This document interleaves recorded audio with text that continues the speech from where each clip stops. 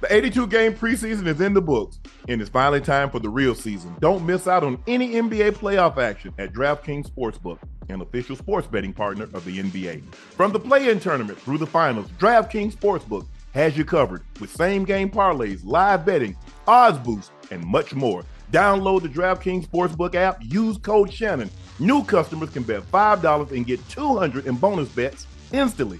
That's the code Shannon, only on DraftKings. The crown is yours.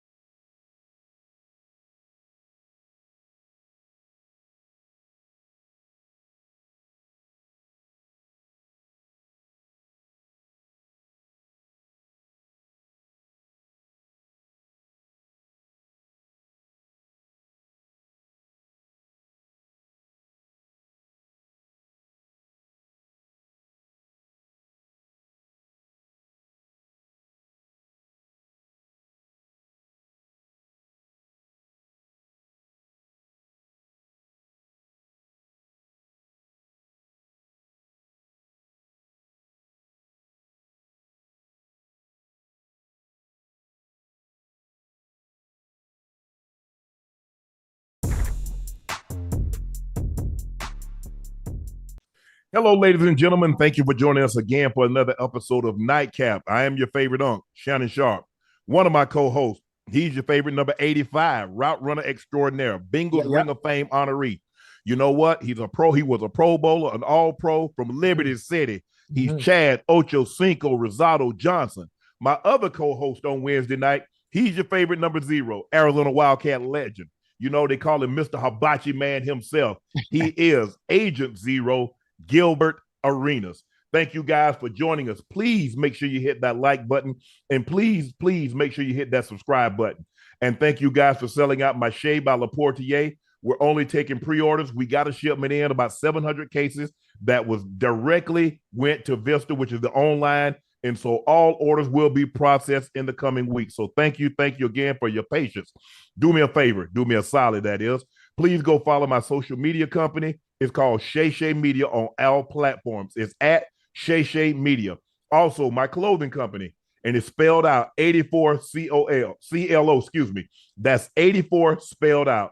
And you know what, guys? I greatly appreciate it.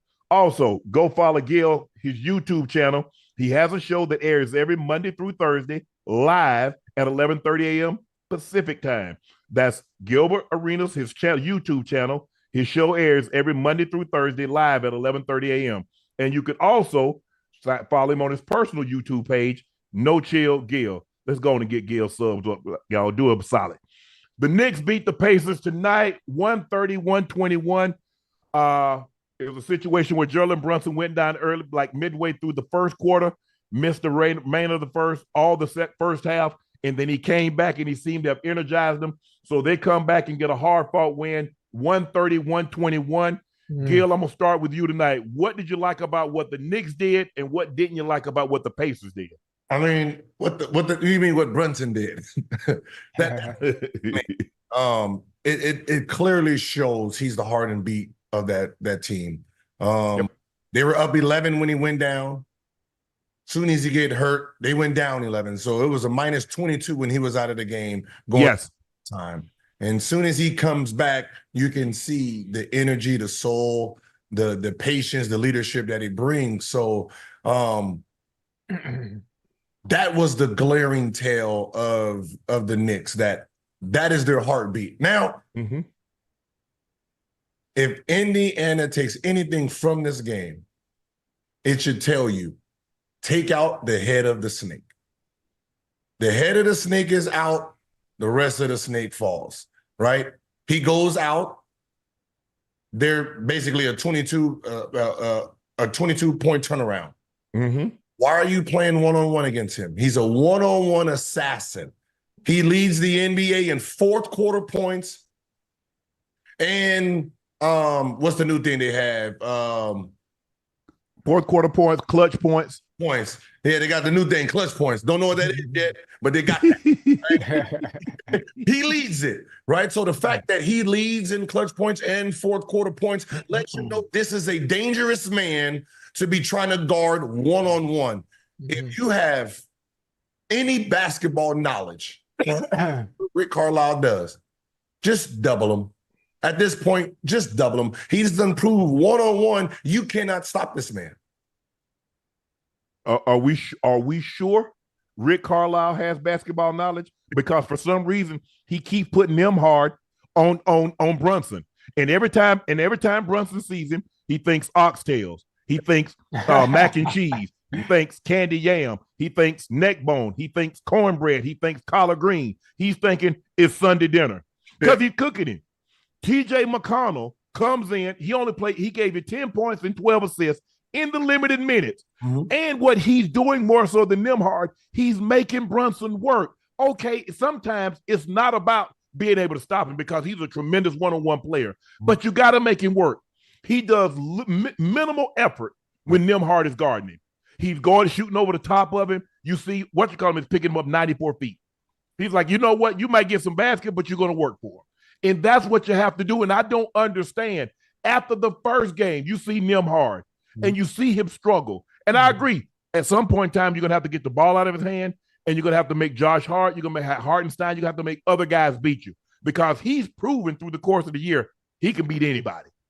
I'm not going to let him beat me. Pascal Siakam. Now, that's 2 games you've been bull jiving. Now, Tyrese Haliburton redeemed himself.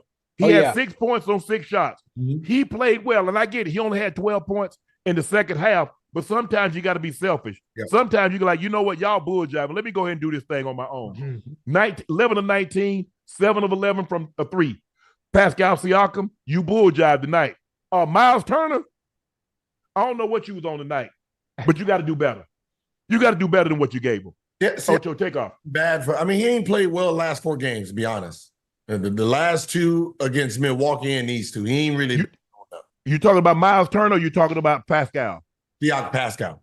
Well, neither one of them played good in the first 2 games, and they need to play better because look at the bench points. Pacers in 2 games, 92. The Knicks, 15 bench points, but the Knicks are up 2-0. Hey, I enjoyed the game. It was a good game. I really enjoyed it. That goddamn Josh Hart. I know everybody. We want to talk about Jalen Brunson this, Jalen Brunson that. Obviously, went out in the first quarter, missed the whole first half. But that goddamn Josh Hart, I think he is responsible and more the reason because of his rebounding prowess and getting those second chance points on why they are winning. Well, kind of running away with the game at a certain point because of those rebounds that he's getting. Jalen Brunson, bruh, unbelievable. Unbelievable. To piggyback off of what Gil said, talk about being the heart and soul of that team. Oh, it's crazy. Obviously, I didn't expect the Knicks to be this far into the playoffs, for starters. And to see them playing the way they're playing, to see them handling the Pacers the way they're handling the Pacers is a sight to see after it's been so long since the Knicks have had playoff appearances like this. When's the last time they've been to? Well, they was in the playoffs last year. I mean, I think what you call them beat them. Didn't the Heat beat them? I think the Heat knocked them out. Knocked them out in the first though. Yeah. When's the last time they've been to the? How do you say it the right way? I don't want to say. Oh, you talking about the Eastern Conference Finals or the NBA Finals? Like the 90s, like okay, that's what I was trying to say. I got to get my terminology right. I got to get my terminology together. Yeah. You know what, when it comes to Brunson, I mean, not Brunson, but when it comes to Hart, his value, he's one of those guys, man, that you don't really know what, you just put him out there, right? Right. Like, yo, do you, right? And we'll figure this shit out later. Just here, I don't know how much I can pay you right now, but we'll make it up in the back. We'll make it up for you. He's that type of player, right? The type of player where, like, he will take a pay cut for the team, he's going to have a coaching job. He's going to be on the staff. That's that player. He's such a glue player. And when you need him to score 19 and 15 rebounds, He don't give you that. Like, it lets you know now what Westbrook did then is needed. A guy who's going to go out there and just get it done. You need 15 rebounds for me? I got it, coach. You need 19? I got it, coach. You need seven assists? I got it, coach. Just let me know what you need me to do. I'm the handyman around here. Mm-hmm. The best compliment I can pay him is he's a basketball player. Mm. That's what he is, Gil. Yep. I mean, you don't really assign a title, a 1, a 2, a 3, or 4, or 5. He's a basketball player. Yeah. He'll do whatever you need to get done. Yep. Hey, son, we need you to play defense tonight. Okay. Okay. Son, we need you to give us 15 to 20 points. Okay, coach. Son, we need you to give us somewhere between 10 and 15 rebounds. Okay, coach. You know what? Son, we need you to, you know what? We're going to run the offense through you tonight. Okay, coach. Whatever you need. And see, this is why you have to watch to understand, because if you look at the offensive rebounds, you say, well, our offensive rebound them by 2. But look at when the Knicks got the rebounds. In the fourth quarter, when the game was won, one possession game. They got possession after possession. Mm-hmm. And when Indy couldn't get a rebound, or if they'd got the rebound, could have maybe tied the game or went ahead, guess what happened? Now the Pacers get the rebound and get the putback. Mm-hmm. Either 2, and 1, or 3. Yep. And so that was the difference in the ball game. Late in the ball game, they couldn't keep Josh Hart. They couldn't keep Hartenstein off the glass. Mm-hmm. And I'm looking at you, Miles. I'm like, Miles Turner's, he looking around like, who did it and what for? I'm like, bro, get on your ass on the glass. You 7 foot tall. This was, I mean, we know, Gil, Ocho, when you watch the Pacers, we know they don't play no defense. The Knicks shot 57% from the floor. They shot 47% from the 3. You're not going to beat very many teams unless you shoot 60% from the floor and 60% from the 3, because they're going to get whatever they want. And you saw Brunson. So just imagine, Brunson finished the night with 29 points. How many points you think he would have got had he played the entire ball game? It's another 40 piece. I'm disappointed because I want to see him get 5 consecutive 40 pieces, because that's what he's got to get. That's what he would have gotten. Now, Rick Carlisle, this is the way we play, and this is what got us here. Now, you can leave them hard on him if you want to, and you got to try to show your philosophy. You know, sometimes, we play Ocho, in football, we play the way we play. We don't block corners. Right. Well, you better take your best corner, and you better let him get frequent flyer miles, because he damn sure better travel. Because if you don't, that number 1 wideout is going to eat your number 2 and 3 corners up. Well, I have a question. Yes. If coach says that's the way they play and that's his philosophy, and they're not changing because he's going to stick to what he feels is work to get them to this point throughout the entirety of the year. So when they play in Indiana, which I'm assuming is maybe Friday or Saturday? Mm-hmm. Yes. Friday or Saturday. Yeah. Then Nimrod is going to be back on Jalen Brunson again. Uh-huh. So 40. Nimhard. Yes. Like them hard. Okay. Yeah. Them hard. So, I mean, obviously the same thing is going to happen. So is it safe to say, since coach philosophy, and he's basically saying he's not going to change because this is the way we do things. So is this series basically over at this point? If they continue to play Jalen Brunson one-on-one, yes. It's idiotic, Chad. This is why. This is not regular season. This is the playoffs, right? Exactly. In playoffs, you're playing against specialty players. So you have a general offense, a defense. Like when we play in the regular season, it's like, all right, if he can shoot, we're going to go over. If he can shoot, we can switch. If he can't shoot, let's go under, right? You have, if he's on the left side pushing baseline, you have typical defense, right? Right. It gets you through the season. When the playoffs start, you have to really adjust to specialty players.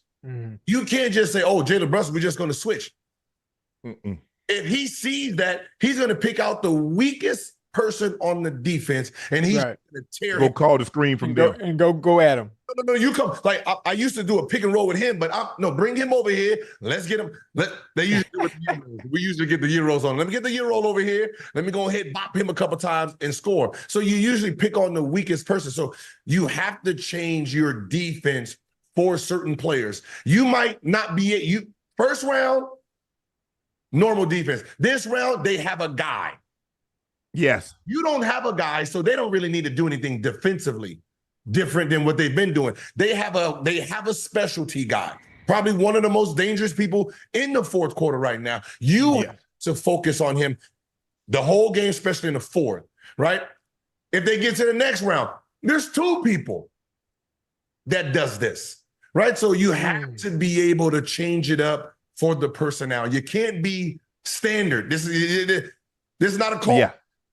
Right? It's a little bit different rounds. Yeah, because what happens, Ocho, is that I'm playing Miami one night, then I got Orlando, then I got Atlanta, I got Charlotte. But see, in a 7-game series, you're specialized. And normally once you get to the playoffs, everybody has a guy that can go get buckets. Some teams have 2 guys. Right. You look at the Dallas Mavericks, they got 2 guys that you can put the ball in their hands and they can go get you a bucket. Kyrie and Luka. You got 2. You look at Denver. Murray, put the ball in the hand, go get you buckets. Karl Anthony Towns, Ant-Man, can go get you buckets. And so when you got a guy that can go get you buckets, and most guys in the NBA are great because you can't be good if you can't play one-on-one. Right. Look at the great players, they can all go one-on-one. If you can go one-on-one and you give a guy a steady diet, he'll build up a resistance to it.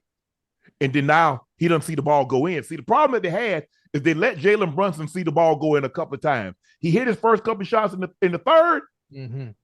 Kiss the baby. Yeah. Go ahead, kiss the baby, put the baby to bed. Because you know your ass about to be up all night. You ever sometimes, Ocho, you're like, I'm gonna get a nap when the baby go down. Because I already know she went down too early and my ass about to be up all night. So I'm gonna get some sleep when they get some sleep. Well, you let Brunson start to cook. Well, you know what? You're going to be up all night because he about to tear your ass up.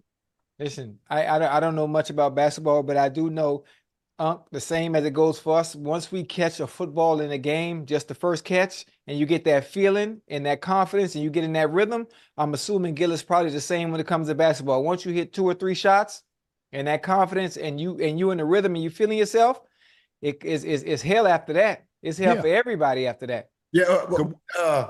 All right, what DB you cooked? Who was lunch meat for you? Everybody except Revis. Everybody. No, I mean, imagine the person that's defending you is playing you one-on-one. You got 7 games with this dude. Oh. The coach is like, nah, we just gonna play him straight up. That's what we've been doing all year. Exactly. Hall of Fame jacket, where are you at? I'm about to be a star just off them. And that's what that's what y'all gonna do? Y'all gonna let the linebacker run with me up the seam, take me to the 7, take me on the out, the far cross. That's what y'all gonna okay. That's easy work. Oh my goodness. I mean, but then basically these losses in these 40-point games, obviously he only had 29 tonight as far as Brunson goes. It's on the head coach then, because he's not making the proper adjustments to be able to stop him. Maybe you can't stop him, but at least contain him and force everybody else to beat you. But hell, even the supporting cast is having good games and putting up points as well. The thing is, you got to make it difficult on him. You got to slow him down. You can't let him come down and every shot he put up. Hold on, what was he? He was 11 of 18. Now, mind you, he missed almost 15 minutes of the game. Right. So at that pace, he only missed, bro. Like I mean, if I'm guarding Brunson, you know, I've played against these guys. I watched these guys. I've seen how they. When you're that small, you have a knack for putting the ball in the back. You've been small your whole life. You've been playing against taller guys since you was probably in middle school, right? Yes. So you've adjusted to this height since you was a kid, right? Nothing new for you. You do not play Nimrod. You do not play. Who's it? McConnell. Mainly it was Nimhard and Neesmith. McConnell comes in and picks him up some, but they try to. You don't want none of them on him. Well, I mean, who you gonna put? Who you gonna put? Siakam.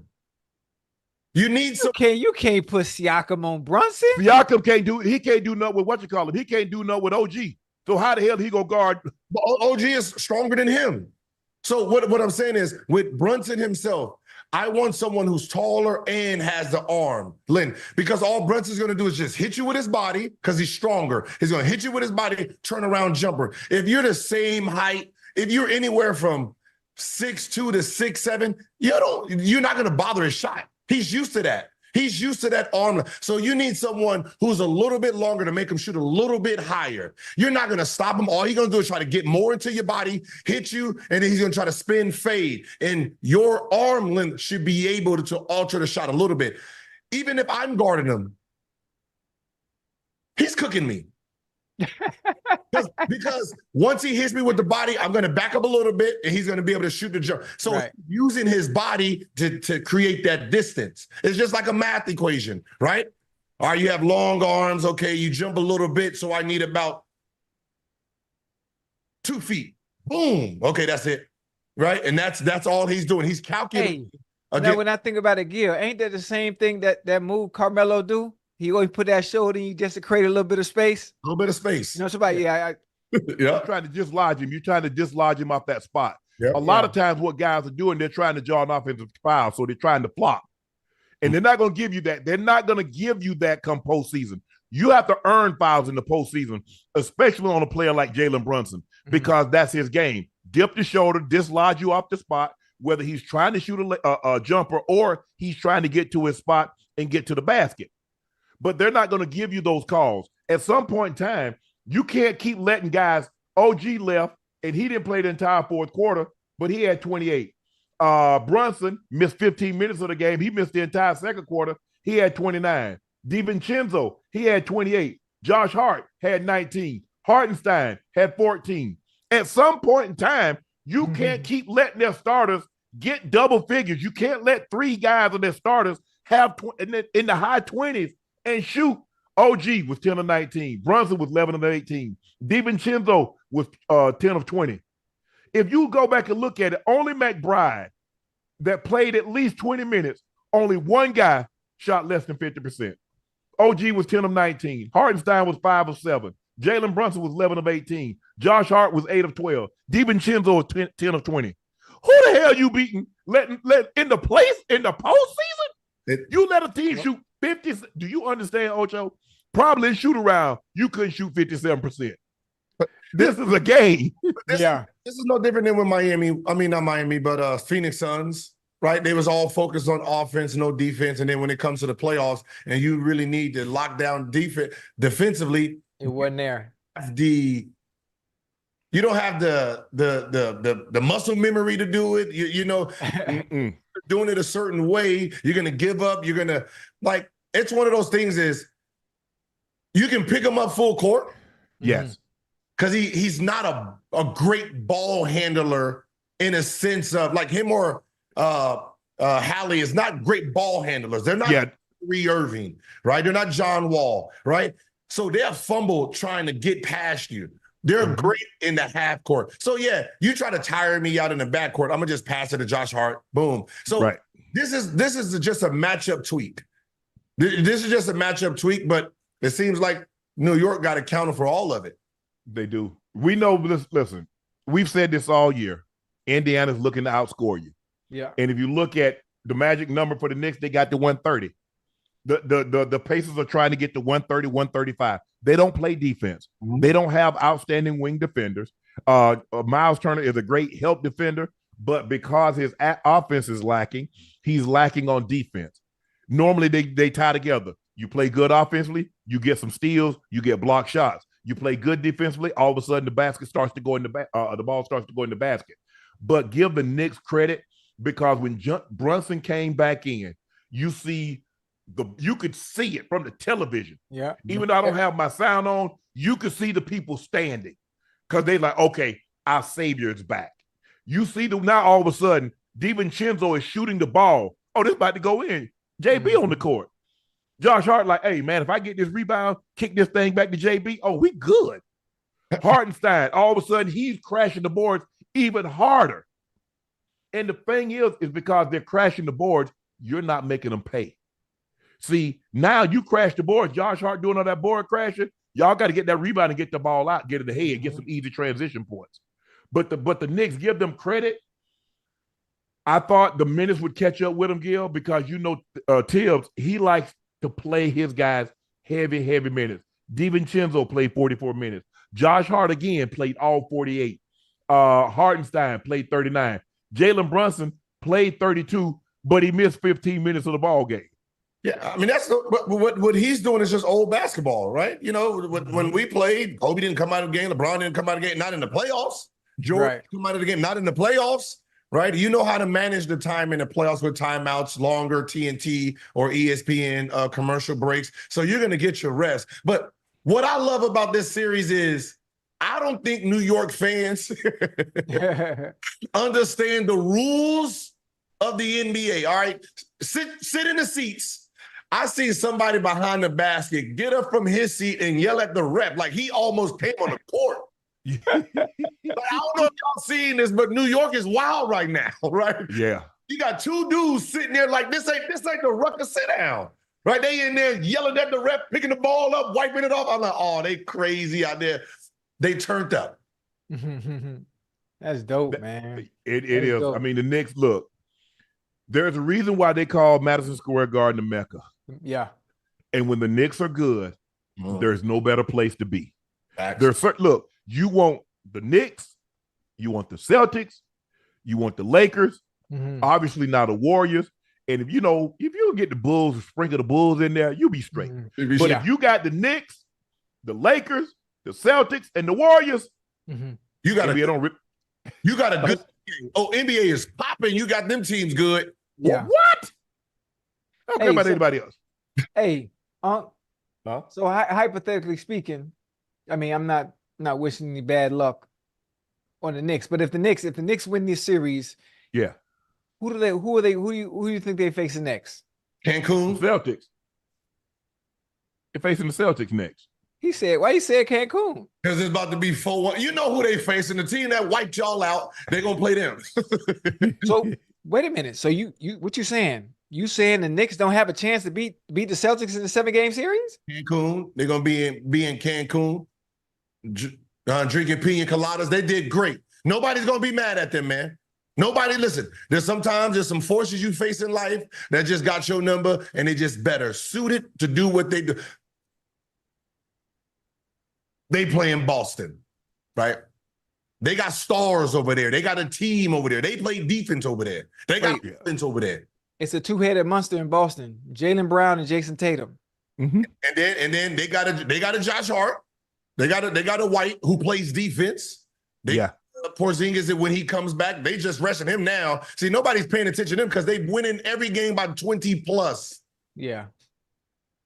Like you're not even giving the Knicks a chance once they get to the next round. 4-1. And then whatever those dudes want on their contract, give it to them because they earned every dollar. See, I've never seen New York like this. See, New York, I know they gonna boo as soon as the score is 2-5. Oh, boo! 2-5. They booing. I've known the Garden to be. I seen a little turn up with Jeremy Lin, of course, and then I remember Lin when Trae Young got in that building. Oh yeah. Oh, and it was going at it back and forth. Yeah, that was dope. Right here, different. Oh, this is different. And it's gonna be sick when they play Boston. Oh, because Knicks and Boston. It's gonna be sick. Hey, the Knicks was good when Spreewell and Allen Houston was there, right? They was good back then, huh? 90. Well, they went to the finals in 90. What? That was that 95, 94. That was 94 because they lost to Houston because Houston swept Orlando the next year, and I think they went 99 and they ended up losing to the Spurs.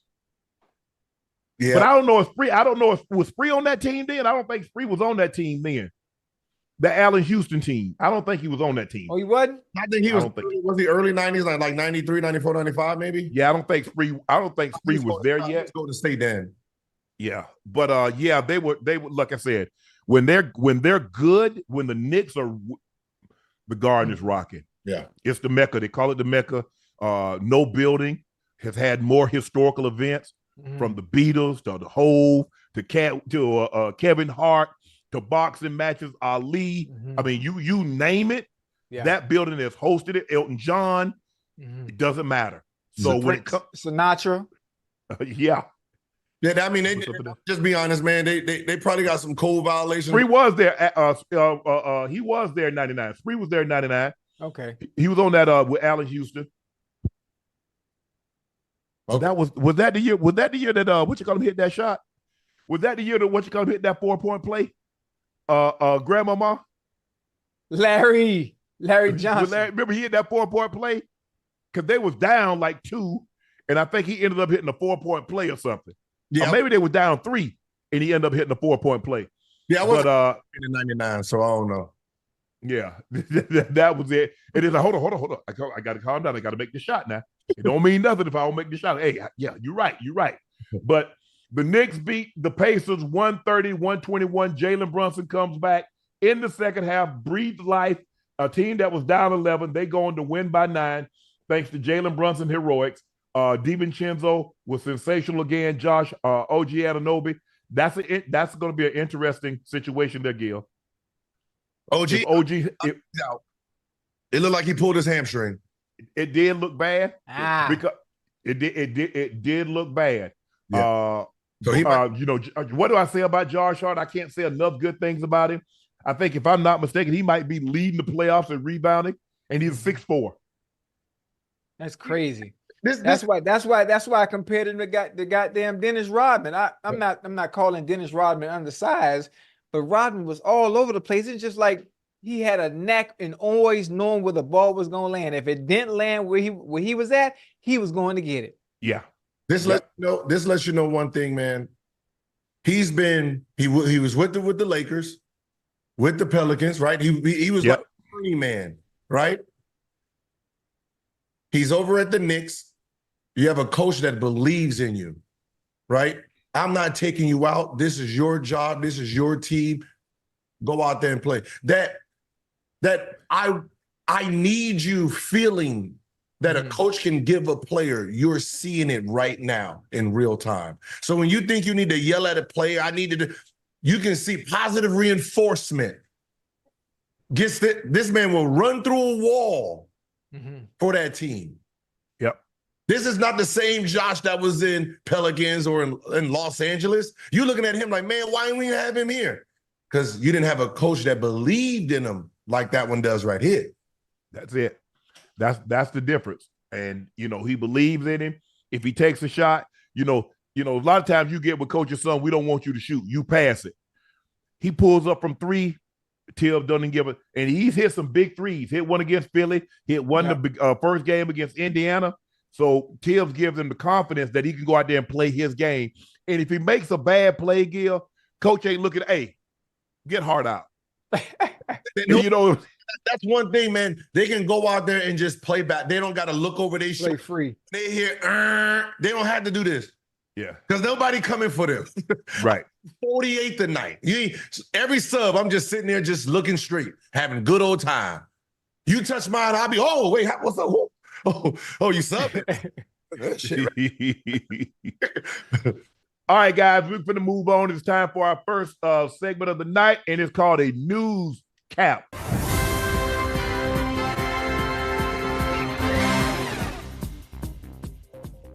Jamal Murray is ready to put Game 2 incident behind him. Murray earned a $100,000 fine from the league for throwing a heat pack and a towel on the court in the middle of the team's Game 2 loss. Murray didn't technically apologize for his action, but he made it clear he's ready to move on. I mean, it is what it is, and I take everything in full responsibility. So on to the next. Yeah, on to the next. I mean, 2 days ago, there's not much for me to say about it right now. Hey. Are you surprised, Gil, that he only got a $100,000 fine, or did you expect some level of suspension to come along with that? Yeah, I never want a player to get suspended, just for raw emotions, especially from a good dude like him. He don't cause any problems. He don't get right. But like he said, it is what it is. You throw at a referee or on the court in a live setting. This is not like they're on the other side of the court. They're in live action right now. Right. You could have injured somebody. I know, we don't do ifs. But the fact that you did throw it, we don't know what your intentions is. And those intentions, whatever it is, should have been at least a one-game suspension, especially when you already be proving points to everyone in the NBA. Someone says something wrong about the referee. Oh, they cheated us. $50,000 fine. You do this, $1,000 fine. So this right here gets the same merit as me throwing something at the referee. Well, God damn it, I'm doing that then. Instead of saying something to the referee with the 50,000, I'm gonna throw something at the referee for double the price. Yeah, right. I think the best part about that is that MPJ, Michael Porter Jr. actually saw it and kind of kicked it, and I think KCP ended up tossing it on off the court. But yeah, you're absolutely right. Good thing there was not a whole lot of action going on down there in the painted area, because you're right, Gil. Somebody could have stepped on that.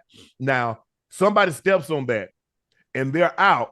See, the way I look at a suspension, if a player does something, this is the way Ocho, I recommend this to the NFL.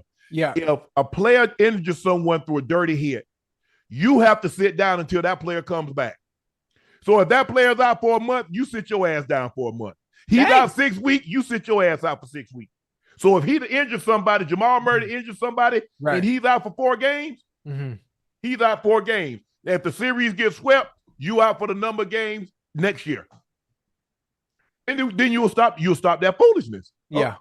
Hey, I think I understand, but obviously, Jamal Murray is not a problem child. He's not one that causes issues or concerns on the court. I think because of his emotion with this incident, it got the best of him. And I think that's probably why he wasn't suspended, because he's not one that always causes problems, is not always in some type of controversy. And then I think suspending him for 1 game would probably give the opponent somewhat an advantage. And I think the commissioner just didn't want to see that happen. And I mean, 100,000, that's a whole lot. That's a whole lot of money. Well, is it really making 25 million? Huh? Dude making 25 million. But that's what I said, Ocho. It's not about the money. Gil, before you go, I'm not saying, look, had they suspended him, I'm not going to stand up on my soapbox and advocate for they shouldn't have suspended him. Right. So I'm not advocating that they should have suspended him. I'm saying had they suspended him, I would have totally understood, and I said, okay, I get it. Go ahead, Gil. And when they lost the game, how would you feel after they lost the game because Jamal Murray wasn't playing? I said, hell, well, you should have thought about that before you threw that heating pad on the floor. Yeah, that's the accountability that we got to take as players, right? You want us to be accountable. I threw it out of emotion, right? And I got penalized in real time. The penalty is I got suspended. My team lost. Right. We're down 0-3. That's my fault. I got to live with that in the summer. We make Draymond Green feel he's still feeling it to his day of that championship that they let it get away for him being reckless, right? Yes. He's been reckless, and he has to take accountability for that. When he's aging, like he thinks about the championships, he knows, man, I should have had one more, but my stupidity did that. Now, this is my issue. And I don't like doing scenarios like this, but is it fair? Let's say Ant-Man, someone slipped on that, pulled their groin, they're out of the series. Yep. How can you allow the Denver Nuggets to move on? You got the best player with this reckless behavior.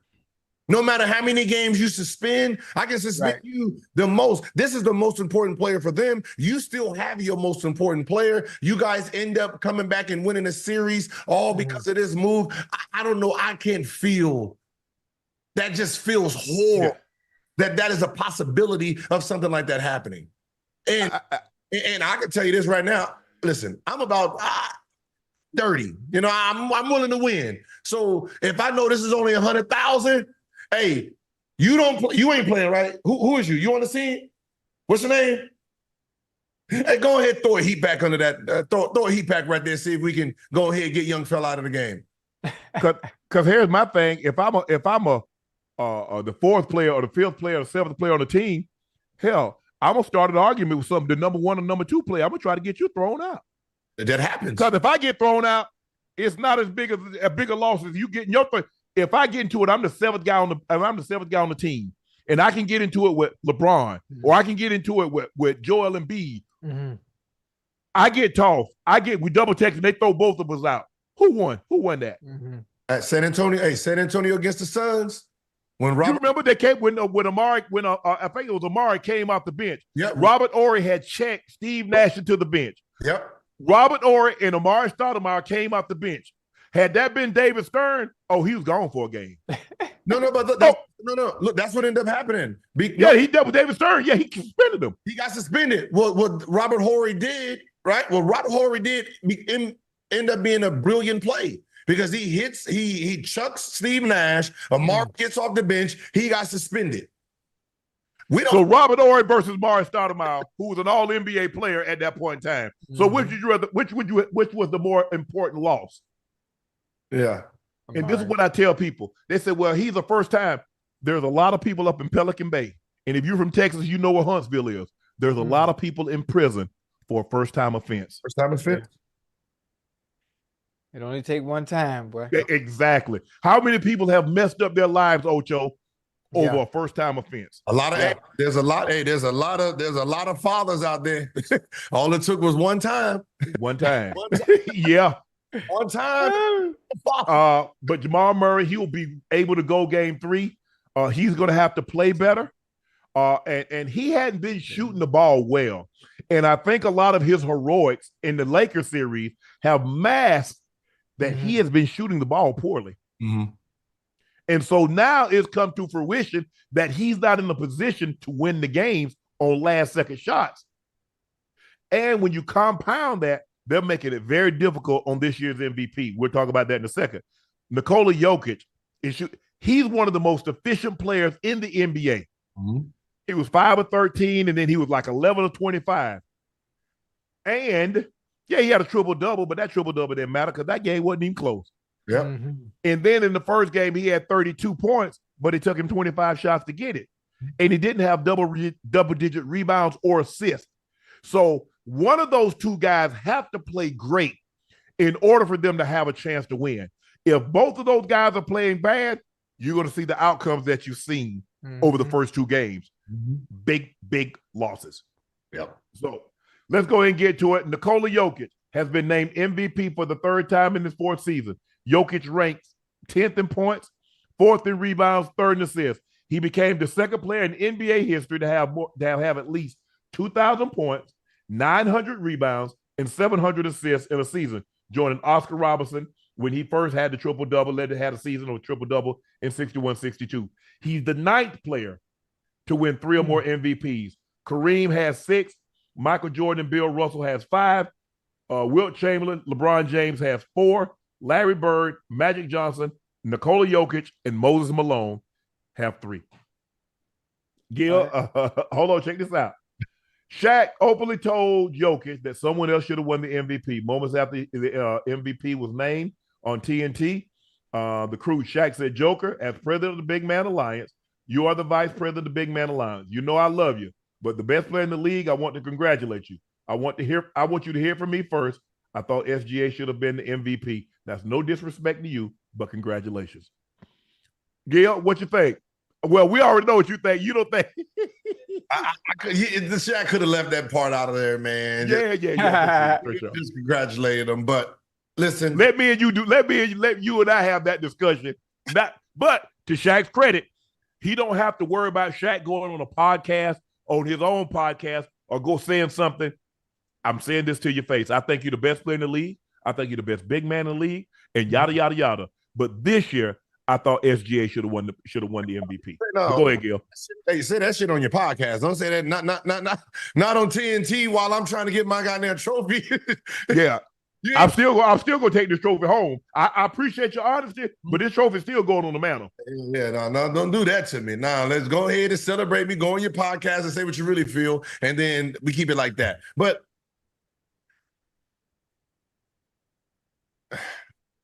it gives. Where's the hope?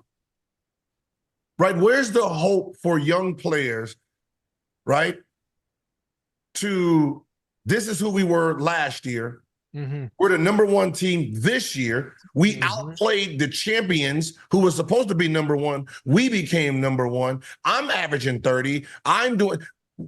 Why am I not being rewarded? How are you rewarding someone who did not live up to this year expectations? They were expected to dominate the season, and they didn't. We did. I perform. I'm not averaging 22 and 25. I'm averaging 30. I got my boys playing rocket basketball. We out here playing on both sides of the field. I finish games. Now, the knock against Jokic is we can talk about the assists all we want. We can highlight the assists. Are we going to just ignore the fact that he is not the go-to guy when it counts? Are we gonna ignore the fact that what SGA does at the end of the game, he's a clutch player? That ball goes to Murray at the game. He is the guy who Jokic relies on to hit those buckets. He becomes the number one option when the game is on the line. So you're giving the MVP to a guy who, when it counts, has to give it to another guy.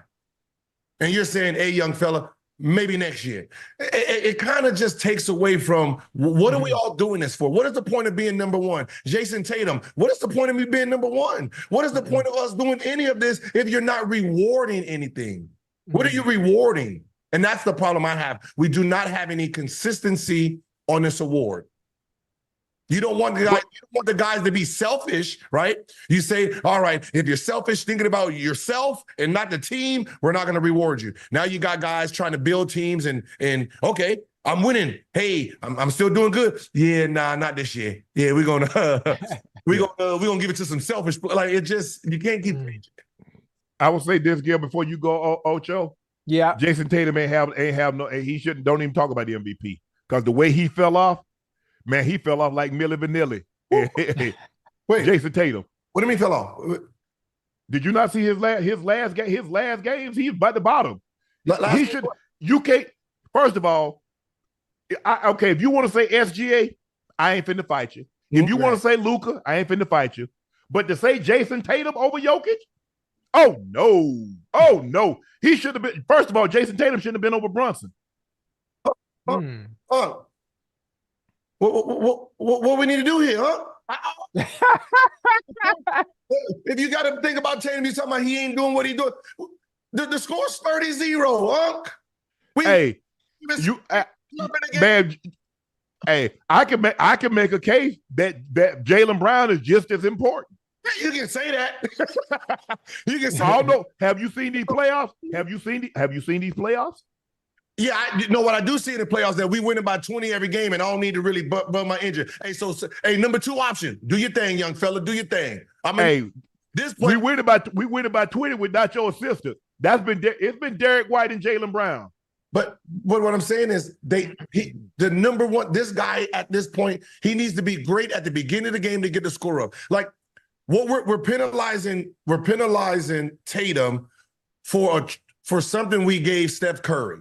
Right? We gave Steph Curry an MVP, and he didn't play in damn near 40 fourth quarters because it was blowing everybody out. Averaged about 24, but the way they calculations did it, it made sense. So you can't look at his numbers the same because he's blowing everybody out, and he's not in crunch time anymore. Like, when was the last time he played the last 5 minutes? So I don't like Tatum for the MVP this year. Maybe the first half of the season, but the last half, those guys that the Brunsons, the Jokic, the SGAs, and the Lukas, I thought they would have been more deserving. Now, do I think Jason Tatum's going to be on the first team All-NBA? Yes, I do. But that's what I'm saying. But it's like, because we're so good, why are you penalizing me for we're so good? It makes me say, all right, I just want to be a mediocre team, so I have to play every game hard. It's kind of, that's what I'm saying. It's like, if you're Jason Tatum, you've been to 4 finals, you're going to be at your 5th one. Most likely, if Denver get put out, they are winning the championship, because The first 2 rounds plus New York, Jason Tatum and Brown is not going to be challenged by anybody themselves, right? As a player, there's no 3-man on the other team that's going to be challenging them for them to rub up their engine. So they're going to have fresh legs versus somebody like Ant-Man. Ant-Man got to play all the way from this series to the next series on to it. So Boston's going to have fresher legs from their stars. He wins the championship, and we're saying, yeah, you just didn't have it this year because they won 60-some games. It just seems like if I'm him. No, he played well. I thought he played well. I think what did he average? 26, 27? Yeah. Yeah. But it's like, go ahead, Ocho. What you thinking? I mean, listen, it's Joker and Joker. He's been Joker the past 3 seasons. Obviously, winning his third. No, he MVP. won the MVP third. And had Joel Embiid not had that historic season last year, right? He'd have been 4 for 4, Gil. Yeah. 4 for 4, no Dominic. Yeah. I mean, but Shai's been special, man. You look at what Shai's done over in OKC. Obviously, like to piggyback off what Gil said, most 30-point games since 2019 when Harden did it. Listen, he led the NBA in steals too. Yep. Obviously, he's the best player on the Thunder. And if I'm not mistaken, they were the number 1 seed as well, right? Yep. Yes. When it's time for a clutch shot at the end of a game and OKC is playing, who are they trying to get the ball to? Shea? Yeah, Shea. I mean, listen, you take Shea off the Thunder. Are they in the playoffs? No. I mean, there's so many different variables that go into it that says, you know what, based on what he did this year in such a short amount of time in his career, he should have won MVP. So basically, if they come back next season and he repeats the same cycle again, which I'm assuming Joker will probably do the same thing, do they give it to Joker for a 4th time to win his 4th MVP? Yeah, it's gonna be hard. It's about to start getting harder and harder because when you get that third. Because think about it, LeBron had his 4th at what 28, Gil, 29. Yep. And hadn't really come close. I think he came close. I think he finished second to Harden one year. And so in about 10, 11 years. So it's about to get harder and harder for guys to win those MVP to once you get to that number. Right. Because go ahead, Gil. Okay, so this is my question here. Right. Joker's team was 5th when he won an MVP, 10th when he won an MVP. They had the best record, 5th best record. This year, I don't even know, but they're 3rd in the West, right? 2nd. The team aspect hasn't been dominant. What happens now? He already has 3, and his team decides they get better. He does the same numbers, but his team is winning 60, 65 games, 70 games.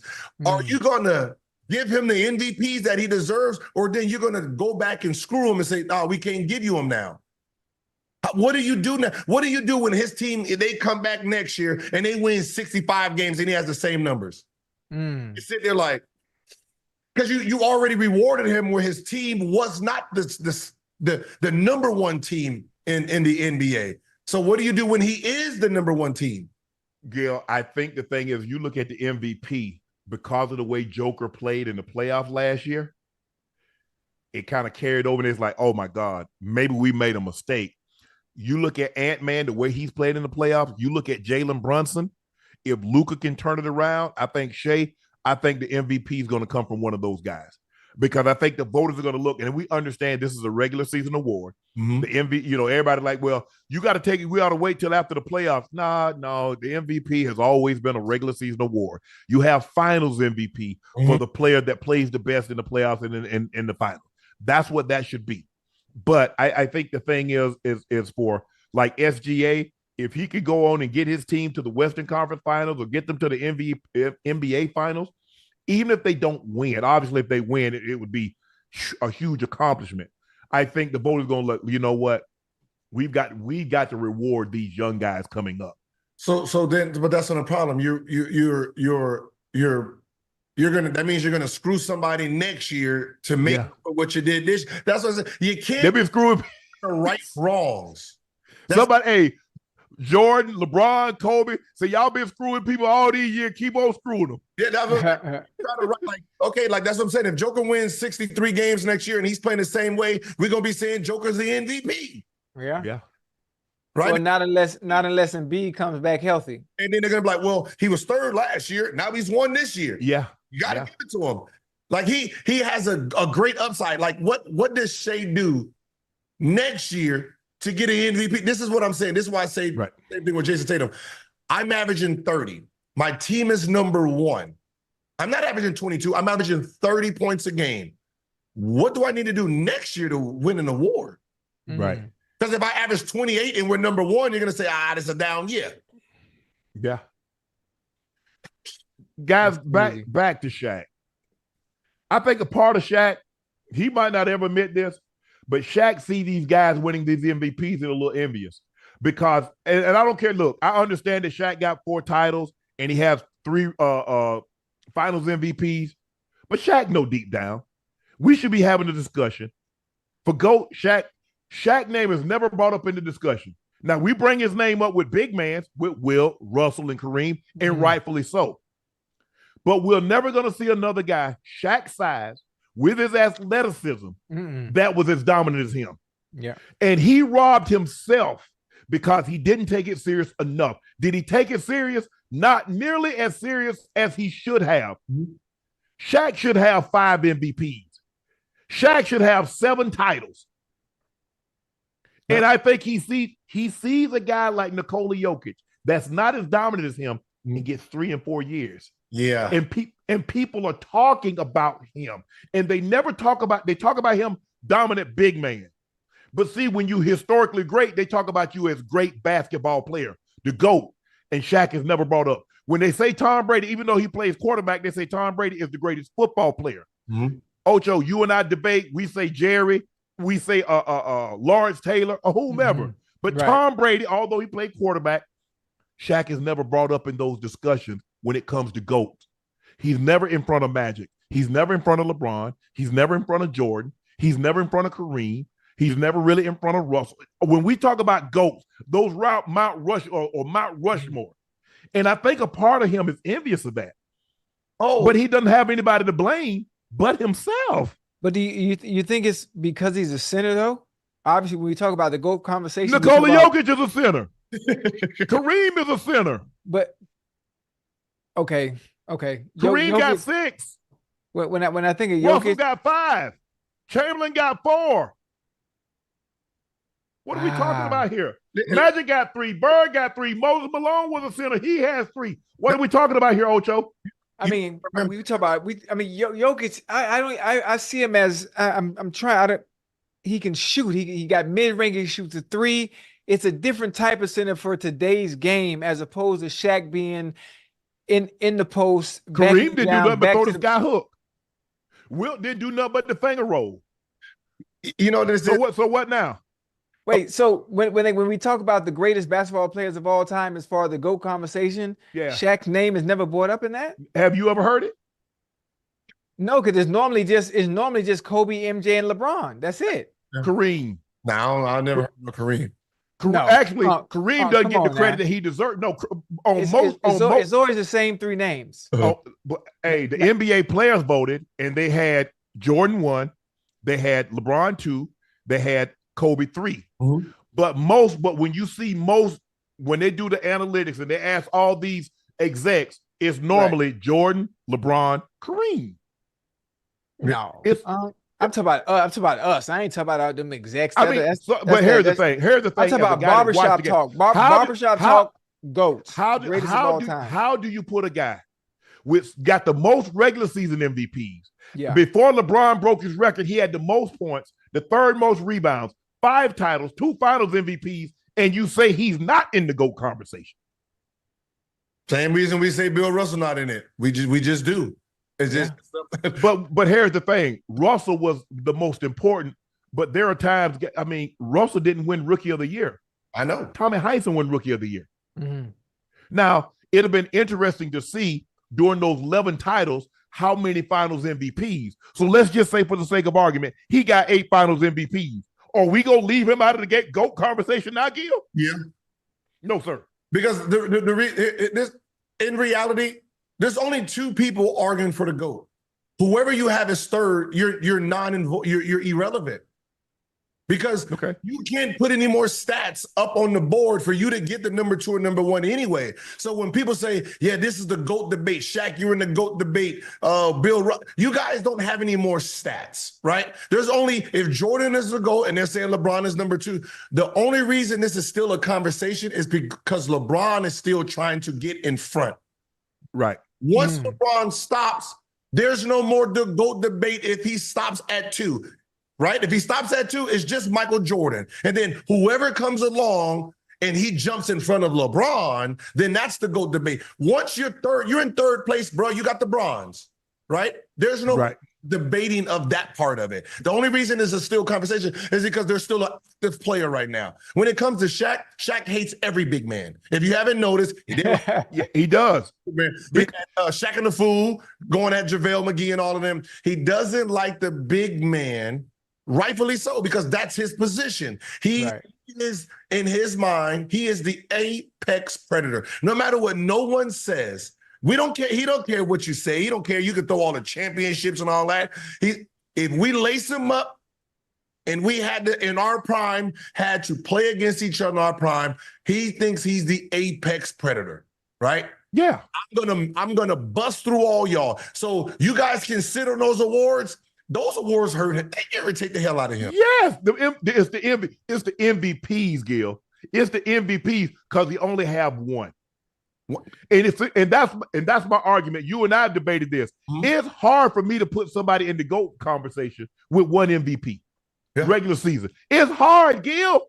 Yeah. It's hard. So we're going to take somebody with one regular season MVP and put him in front of people that got 3, that got 4. But they got 5. Because he's supposed to have more MVPs. That's his fault. I have a question. Even without the MVPs, right? Even without the MVPs, you can't say without the MVPs. Listen, Shaq's reign and dominance during his tenure in the NBA was like no other. It was like no other. The zone is in because of him. They put the zone in because we didn't have enough people to guard him. So they said, hey, we can do a 2-3. So that means we can put somebody in front of them, somebody behind them, right? And we can try to contain them. That zone was not for let's make better shooters. It was because no one could guard Shaquille O'Neal. Shaq dominance wasn't as long as Kareem's. No. It just wasn't. It wasn't. But I'll tell you if you know basketball, he's the one guy. He had the most. You could talk about the one leg step back. You could talk about the step back 3. But Kareem Abdul-Jabbar, because guess what? I got 10 guys that can shoot the James Harden step back 3. I got 15 guys can shoot the one leg step back. How many guys have ever been able to throw the sky hook? Nah, you're right about that. And I'm gonna say, how many guys break backboards on people's backs? Well, Daryl Dawkins was the first. But see, they was finding Daryl. They took finding $10,000. He said, "Well, I'm done with this," because they wasn't making the money. If you remember, Chocolate Thunder he was the reason why they put the collapsible rim in, because he was literally taking the rim out of the glass. So they put the collapsible rim in for Daryl Dawkins. I know that's before y'all time, but I remember Daryl. I remember. He was Chocolate Thunder. That's when they used to let the guys play with gold chains on, Gil. But you got to Shaq, that's just one of those things that's in him. He can't, right? When you think you like the same thing with Penny, right? The envious of Penny, the envious of what Kobe, right? The envious of when Dwayne Wade, he said it out his mouth when he went to Cavs, he was envious of LeBron, right? You're talking about a guy who, when he came into the NBA, his name was up there with Michael Jordan damn near. Oh, yeah. I'm pretty sure. I think he made the All-Star game as a rookie. Didn't you make the All-Star game as a rookie? Wait, that power when you young, man, you got everything to your disposal. When you young, man, it's hard to not to walk like Superman and act like Superman. And you say, he's the number 1 option. And you sitting here, boom. But here's the thing, Gil. What did they see every stop that he went? Did he outwork Penny in Orlando? No. Did he outwork Kobe in LA? Did he outwork D Wade in Miami? Did he outwork? You see, he wanted things. See, he wanted things for the work that he didn't put in. You see what we talked about, Ocho, when we had this conversation the other night? Yeah. The management sees. See, he thought, well, I'm the best player. I ain't got to practice. So I'm going to do this. I'm going to do that. And they said, well, if that's the case, well, Penny, Kobe, this one, that one. And so what are the teams supposed to do? And then the injuries. Mm-hmm. Injuries robbed him because he didn't control his weight. He didn't train like he was supposed to. And you see what happens. Shaq's supposed to be in the GOAT conversation. Shaq's supposed to have 30,000 points. Shaq's supposed to be a top 5 rebounder.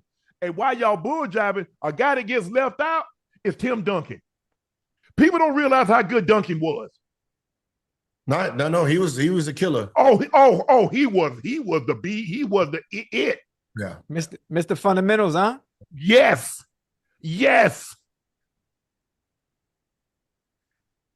Yeah. He don't get the credit. Look, we don't there have been a lot of great guys like Elijah Wan was a great big man. People, the Dream Shake, and he was as good. I got him. He's the best defensive. You can make a case he's the best defensive player. Because he can slide on the pick and roll. He can slide. He can get out.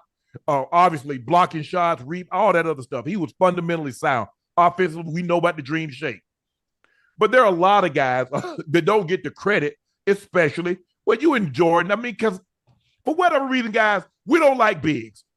Because you know what? We got to have the little guy get you the ball. Yeah. The little guys can have the ball and go get their own point. Jordan, Kobe, LeBron, we don't need y'all big. We can go get out. We can take the ball from one end to the other. You're not going to do that, but on occasion. So the bigs are never going to get the credit they deserve in the game of basketball. But they're very, very important. And I think Shaq, I know for a fact, if Shaq would have had, let's just say, if he'd had my work ethic, he'd have had 40,000 points. But let's just say he had a better work ethic. And his diet. What do you think? Gil, what do you think he could have done with a little better work ethic and cleaned up his diet? That's been the argument that Kobe had his whole career, right? If you just have somewhat of a better work ethic. Kobe said 10 titles, they'd have won 10. Maybe not 10 because San Antonio, but they'd have had I give him at least 5 or 6, Gil. Right. We was like this is what I'm saying. Like, think about the skilled players today, right? Mm-hmm. They wouldn't be, people don't realize this either. All of the power forwards back in 96 to about 2005, have you noticed the center, when they say the center position is gone? No. It went to the 4-man. Everyone's so scared of Shaquille O'Neal and guarding him. You got 7'1" dudes pretending they 6'9". Nah. You automatically got put to the center, and they didn't want to guard Shaq for the 2 or 4 games, so they went to the power forward position and became power forwards. That's why our power forward position is dominant, because they was all scared of Shaquille O'Neal, right? That's just how it was. I got to guard Shaq, or I'm going to guard a 6'5" Charles Barkley. Yeah, I'm going to go to this position. So they all moved to the power forward. So when you look at the power forward position, all these dominant bigs, they were supposed to be 5 men, 7-foot power forwards, because they didn't want to guard him. So the fact that if he would have just stayed in the gym, kept his weight under control, right? There was no one stopping this man ever in the history of the game that could have dealt with him. Right. He was strong. Shaq had a game. You remember that game Shaq had, Gil? He had 24 points, 28 rebounds, and 15 blocks. Man, the 24 points you got 52 dudes sticking them, man. We calling for, there's not been a dude in the league since I played that as soon as he thought about, he started ducking in, help. Yeah. He ain't got the ball yet, dog. Yeah. Come on down here, help. I'm in the way. Look at in the finals. Look at what Shaq did in the finals when he was in the Lakers. And look at what he did when they went head up with him. When Rick Smits or Dikembe or Kenyon Martin, look at Shaq's numbers. 38-16, 35-15, 34-14. Oh, man, The only guy that could have a problem with it because he was going to make it work on the other end was Tim Duncan. Because Tim Duncan was going to make him work on the other end. Right. And that's what you have to do. Olajuwon gave him problem because Olajuwon used his quickness. You know, he feel Olajuwon, he think he feel him on the right side. Olajuwon is already to the left side, and he's in front of him. He done stole the ball. So Olajuwon gave him problems because Olajuwon can make him work on the other end also. Yeah, that's not fair though. That was a 2 year Shaq versus a damn NBA MVP. Right? That was like Embiid and Wemby right now. That ain't unfair. We gotta wait till they prime out together. That was man. Look here, Shaq. Olajuwon was giving up 100 pounds. Gil, damn. That was 93. You got a guy out there and putting him in the trick bag. That was 95. When 95 NBA Finals. 95, okay, yeah, that's 95. Yeah. Shaq's third year. My bad. Yeah, Shaq's third year. Like, but he giving up 100 pounds, Gil. That'd be like you playing a 7th grader. And they talk about, hey, come on, Gil. Come on, Gil. Yeah, I'm gonna get a 7th grader some business. But man, look here. And I told Shaq, I said, bro, just a little bit. Because what happens as you start to Ocho, you know this, as you start to age, the injuries will start to come with greater regularity and they'll keep you down for longer. An injury when you're young, keep you down maybe a week. As you start to get 2-3 years past, now the injury keeps you down for 2 weeks. Mm-hmm. Now the injury keeps you down for a month. Now the injury keeps you down for half the season. Mm. And so you're like, damn.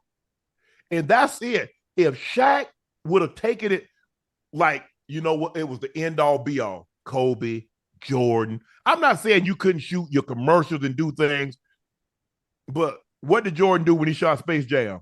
He had a court built at Warner Brothers, and they played basketball. He called guys in, and they hooped. Kobe in the gym. LeBron in the gym.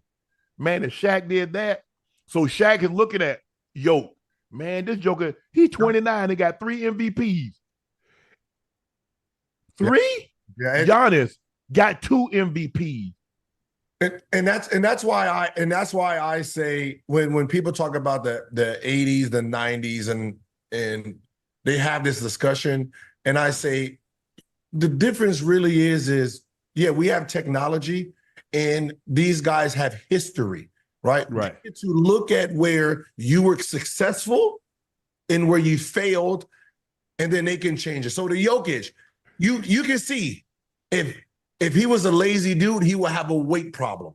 Oh, yeah, for sure. He had one coming in, too. Yeah, he had a weight problem coming, but he took care of his body, and this is the reward of it. We seen Giannis bulk up, right?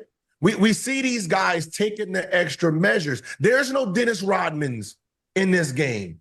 Yeah. There's no guy going to the club, Ocho, partying, drinking all night, the game. Not the great ones. Go out there and score 20. No, dog, that ain't happening, bro.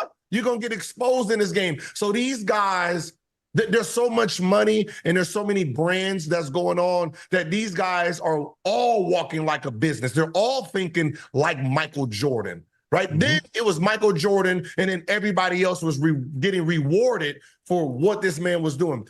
Now everybody wants to be Michael Jordan's brand. So they're all acting like a Michael Jordan, a Kobe Bryant, a LeBron James. So I'm not going to get caught drinking. I'm not going to do this. I'm not going to go out and play video games. You know, so they're all being under the radar versus everybody just being athletes out there.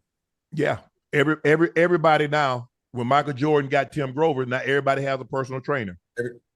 Everybody has a chef. Everybody's in the gym. Everybody's doing all that. Because Charles Barkley, I just had Charles Barkley on my podcast. He said, Shannon, when I was 280, I could only play like spurts like 3 to 4 minutes. And he asked Moses Malone. Moses Malone told him, Moses Malone at that point in time was a 3-time MVP. He said, Chuck, you fat and you lazy. That's a hell of a combination. Now you could be one or the other.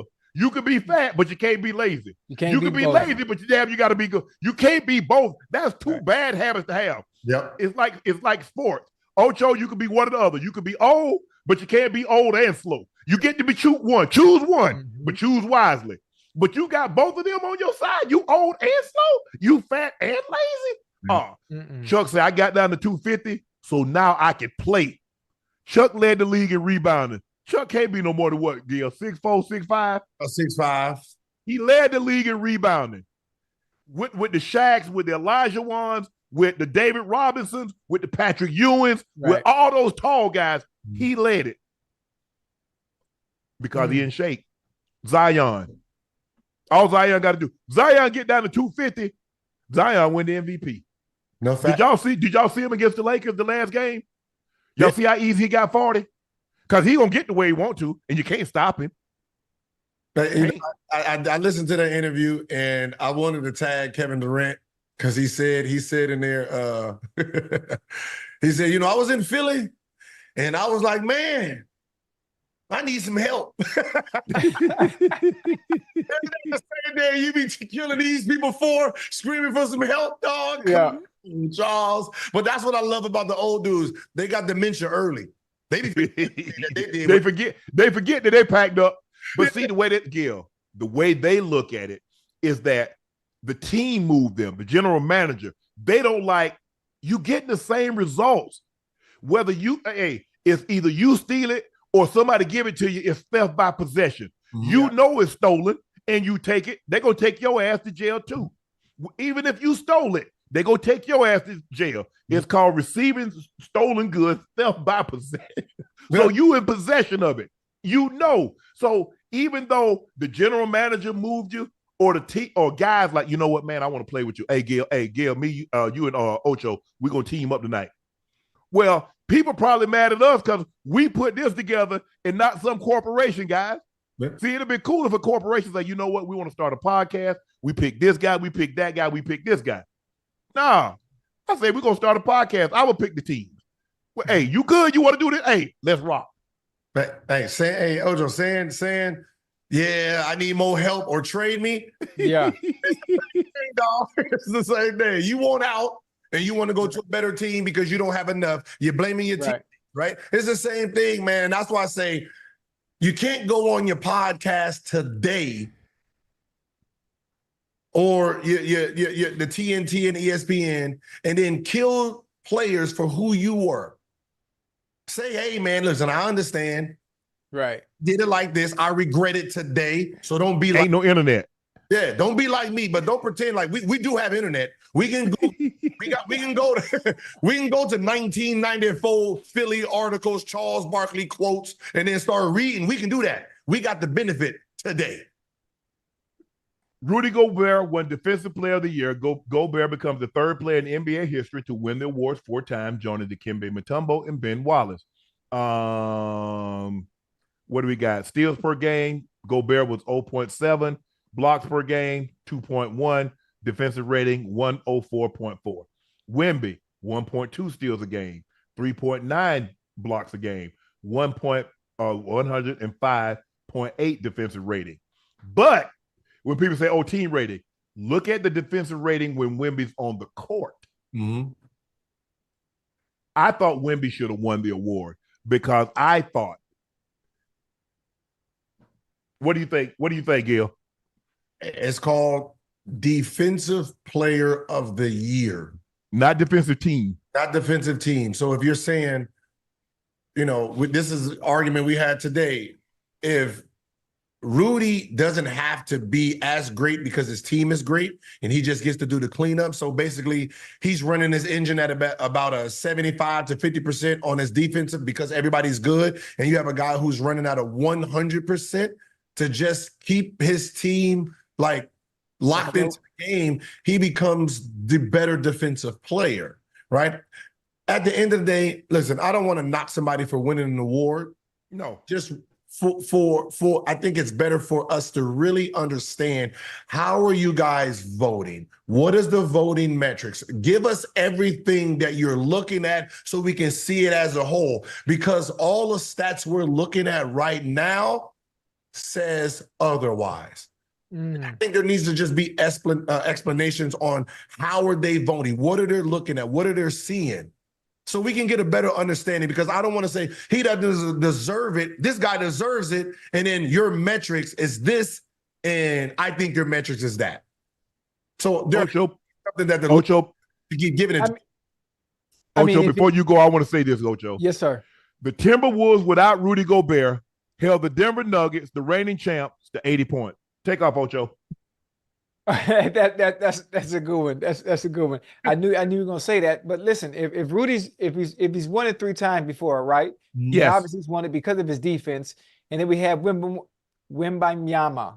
Wembanyama, who's coming now, who is also good on the defensive end and the offensive end. I think they give it to Rudy Gobert again for a 4th time because he's so efficient defensively. Whatever those statistics are that they go off of, I think they give him the edge because that's all he is known for, is playing just defense. Now, I could be wrong. I could be wrong, but I think that's really what it's based off, because he is strictly a defensive player, because on offense, he damn near a liability. He is. But here's the thing, Gil, and correct me if I'm wrong. Come on, if there was this vast discrepancy with the defensive rating per team, Rudy, the Timberwolves was 104.4. Wemby is 105.8. But Wemby beats him in deflections, beats him in block shots, beats him in steals. I'm confused. And we're talking about with less time too. That's what I'm saying. It's like when you say defensive player, we're looking at the metrics. We're like, clearly this guy is doubling the production on defense as an individual, and this is an individual award. So what are we missing? Like the 6 man, my metrics on a 6 man had it Kobe White. So Kenyon challenged me and go back all the way to when it first started. So I went all the way to 84. And then I went through everything and realized Maxey did deserve it. And the reason he deserved it, yes, Kobe was a +10 or +13. Maxey was a +6. But the difference is, from last year to this year, he became an all-star, which is most improved. He improved. Right. All-star. Right. 3 people whose production wasn't that high, they won an award, which that was the standout. So I caught that. That's why I said I want to see the metrics of what they're using so I can understand how they're voting. Yeah, I like I said, if there was such a discrepancy, let's just say the Spurs were, when Wemby on the court, was 110, 112. That's a big disparity. Yeah. But when you look at the only thing that, and it's like you said, Gil, is defensive player. He's better in steals. He's better in blocks. He's better in deflections. And you see guys, there are 3-on-1, and Wemby is back. Them guys said, nah, I'm good. Let's go on out here by the 3. I ain't messing with it. I don't want no parts of that, because I know he's going to throw it up in the stands.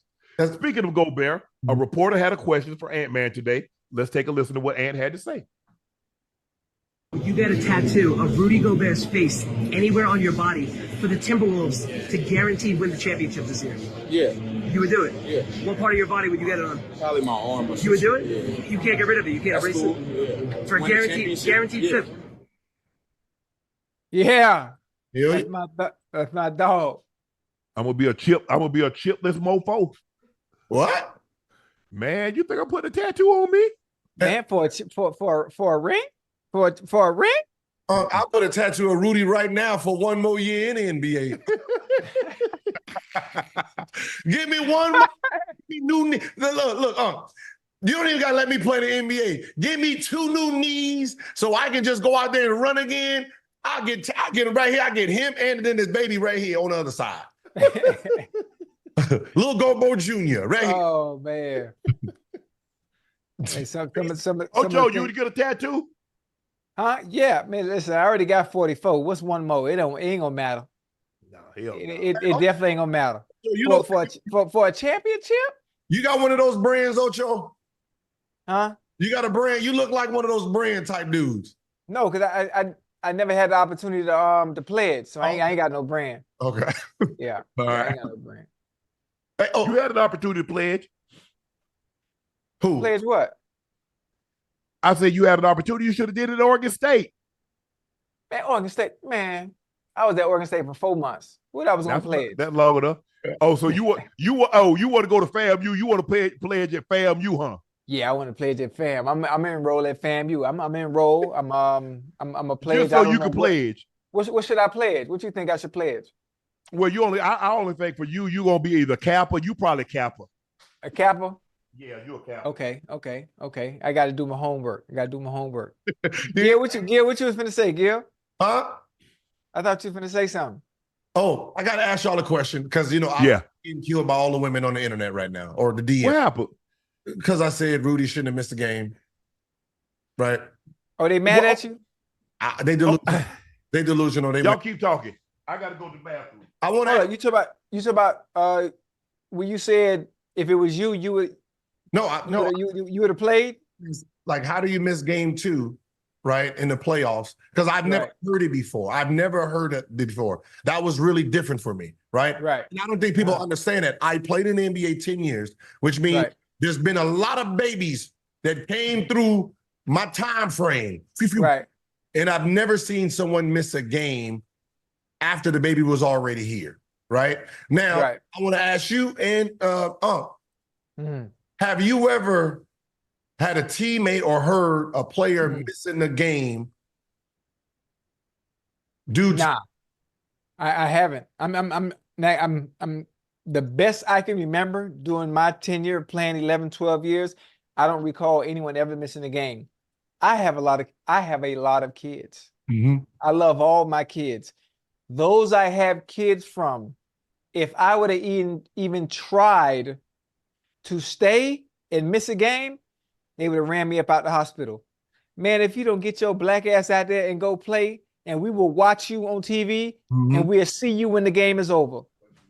It's a difference. It all depends on who you're having kids from. Now, but that's what I'm saying. I've never, like, everyone that I've, like, that's why it kind of, like, shocked me. So I was like, everybody different, though. I mean, everybody different on that topic. Right? Because she was saying something. This is what she said. A woman reporter. I said this. I asked her, have you ever heard of a player that the baby already was delivered and a player actually missing the game? She said, they usually miss the game if the baby is coming or she's in labor, but not after the fact. She said, but not after the fact. I never heard that before. Have you ever heard of a player that you know ever missed a game because of Nah, Norman, I think now I could be wrong. I think I had maybe one or two teammates that once the baby was born, mom was okay, baby's okay, they got to the game. Okay. Right. Now I could be wrong. I could be wrong. But I think that was the case.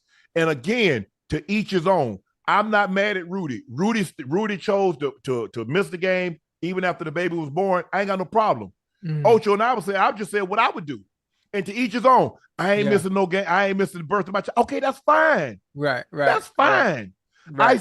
I said, I'm gonna have a conversation with my partner, significant other, wife, whatever the case may be. I'm gonna say, babe, if you have this game, if you have this baby, the game is being played. I said, I'm gonna be there. Except for the Super Bowl. Yeah. Now I'm gonna be there. Now, once you have this baby,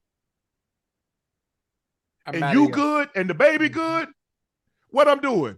Yeah. You think I'm gonna be sitting in a rocking chair in the room? And my boys out there? No, I'm gone. That's me. This is what Shannon Sharpe would have done. Yeah. Whatever anybody else would have done, that's on them. On them. Listen, Real and I talked about this earlier today because we saw it on Twitter, and everybody was talking about it. And obviously all the women were the same. Family first. It's all about family. You got a couple of guys also. Obviously, family first. I'm gonna be there for my child. Blah blah blah. Real brought the topic up and say, I don't know what's wrong with them. Yeah, family first. And I know how this family is taken care of, and I know how this family is going to eat. Man, if you don't get your ass to that goddamn game, and me and the baby will see you after the fact. That's what I said. But that's we'll be fine. Like the women didn't understand. Like, if I seem surprised, that means this is not normal. right? This is not a normal thing. This is not heard of. Like you said it. You might know two people. Once the baby happened, they went. That's what I know. I know once the baby happened, right? The baby came out. I done flew, one of my children, I was on a plane 18 hours. I had to play this game, land here, repack, go there, kiss the baby, then come back and play in the game. Kobe, right? He's in Phoenix. He had to come, see his child be born, hop back on the plane and go back to Phoenix. That's what I'm doing. I'm saying we're used to doing both. I've never heard of one person just saying, oh yeah, the baby here, see y'all tomorrow. Like our obligation is to do both. I'm not allowed to say, hey, how you doing? Yeah, the baby's here, the baby's fine. Okay, so what time you get to the game? The baby here happened at 4 a.m. Game's at 8. And I'm sitting there, I was planning on just sitting here. From the hospital. Man, if you don't get your ass. But Ocho, I saw a lot of guys that play professional sports and talk about, I ain't missing that. I said, so are you at every recital? Are you at every parent-teacher conference? Are you at every football game? Come on, Are you at every basketball game? Are you at every practice? So if family's first, family should always be first. Y'all picking and choosing because y'all see what the chat said and you want to be big. I will be there for my wife. I think for them, it's importance of the birth, the actual birth of the child. If family's first, family is always first. But it's the birth. I think they think that I think they thought that I'm saying pregnant in labor, go to the game and miss the baby's. Matter of fact, missing the Super Bowl. I got one. What's up? Come here, baby. Come here. I'm gonna ask my daughter. It's the one that go to PV, huh? Okay. Yeah. You play. I ain't gonna do it, but you already know. Peek agree. I'm gonna ask her if you were being born, right? And if you were being born, and I had a football game, would you rather me be there when you're born, or would you want me to play my football game and come after you're born? Be there when I'm born. What? Man, get up out the way, man. Come on. Yeah, that's what we talking about. You would rather be at your football game? So, hold on. I mean, if you're being born, if you're already born, is it okay for me to leave after you're born? No, I'm going to be there for you. I'm saying after you're born. Wouldn't you want me to go play my football game, right? Well, you want me to stay there after you're born? Oh, she's selfish. Yeah. She's selfish. Oh, hell no. Hey.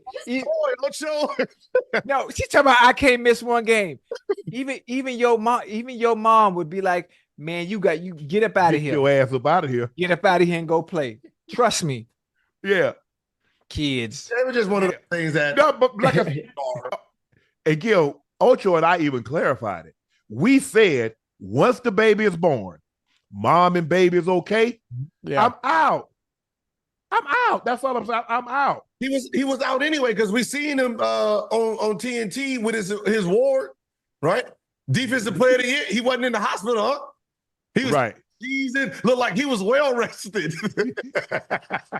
I don't know, but now the Super Bowl, that might be something different. You mean the Super Bowl? If she's in labor? Yeah, I'm gonna have to play that. I might have to play that one, Gil. I'm gonna have to play that. I ain't gonna lie to you. I gotta get. Here's the thing. I gotta get better at timing. So if I do that thing, if I do it in January, I'm gonna be. Let's see, February, March, April, May, June, July, August, September, October. I'm good. Yeah, you good. Hey, that's Steph Curry. Or I hit the summer. I do the summer. July, August, September, October, November, December, January, February, March. Boom, boom. That's how your boy did it. That's what you're supposed to do. I mean, that's what Steph got all his kids, all of them born in July. So July. So it's one of those things, but we have our babies during the season because what ends up happening is we trying to pop that thing at the beginning of the year, right? New Year's. They got us. Yeah. Or the end of the season in the summer. So you caught us. So that's where we have our babies. We have our babies during the season. Those 2 days get us. Oh man, that's funny. Yeah, ain't no sex going on. Ain't no sex going on in April. I ain't That having no can't- sex in April. I'm mad, man. I Because can't be- April go mess us up, Ocho. We have sex in like late March, April. That's right around the time of Super Bowl in February. Yeah. Be careful. Yeah. That's why man. I can't do that. I'm glad I'm done playing. I'm glad I got my tubes tied. I ain't got them issues no more. Them days over, boy. Yeah, man. Yeah, but hey, hold on. I'm still kind of hot how she really went on my side just now. Like she kind of really played me in front of everybody. oh.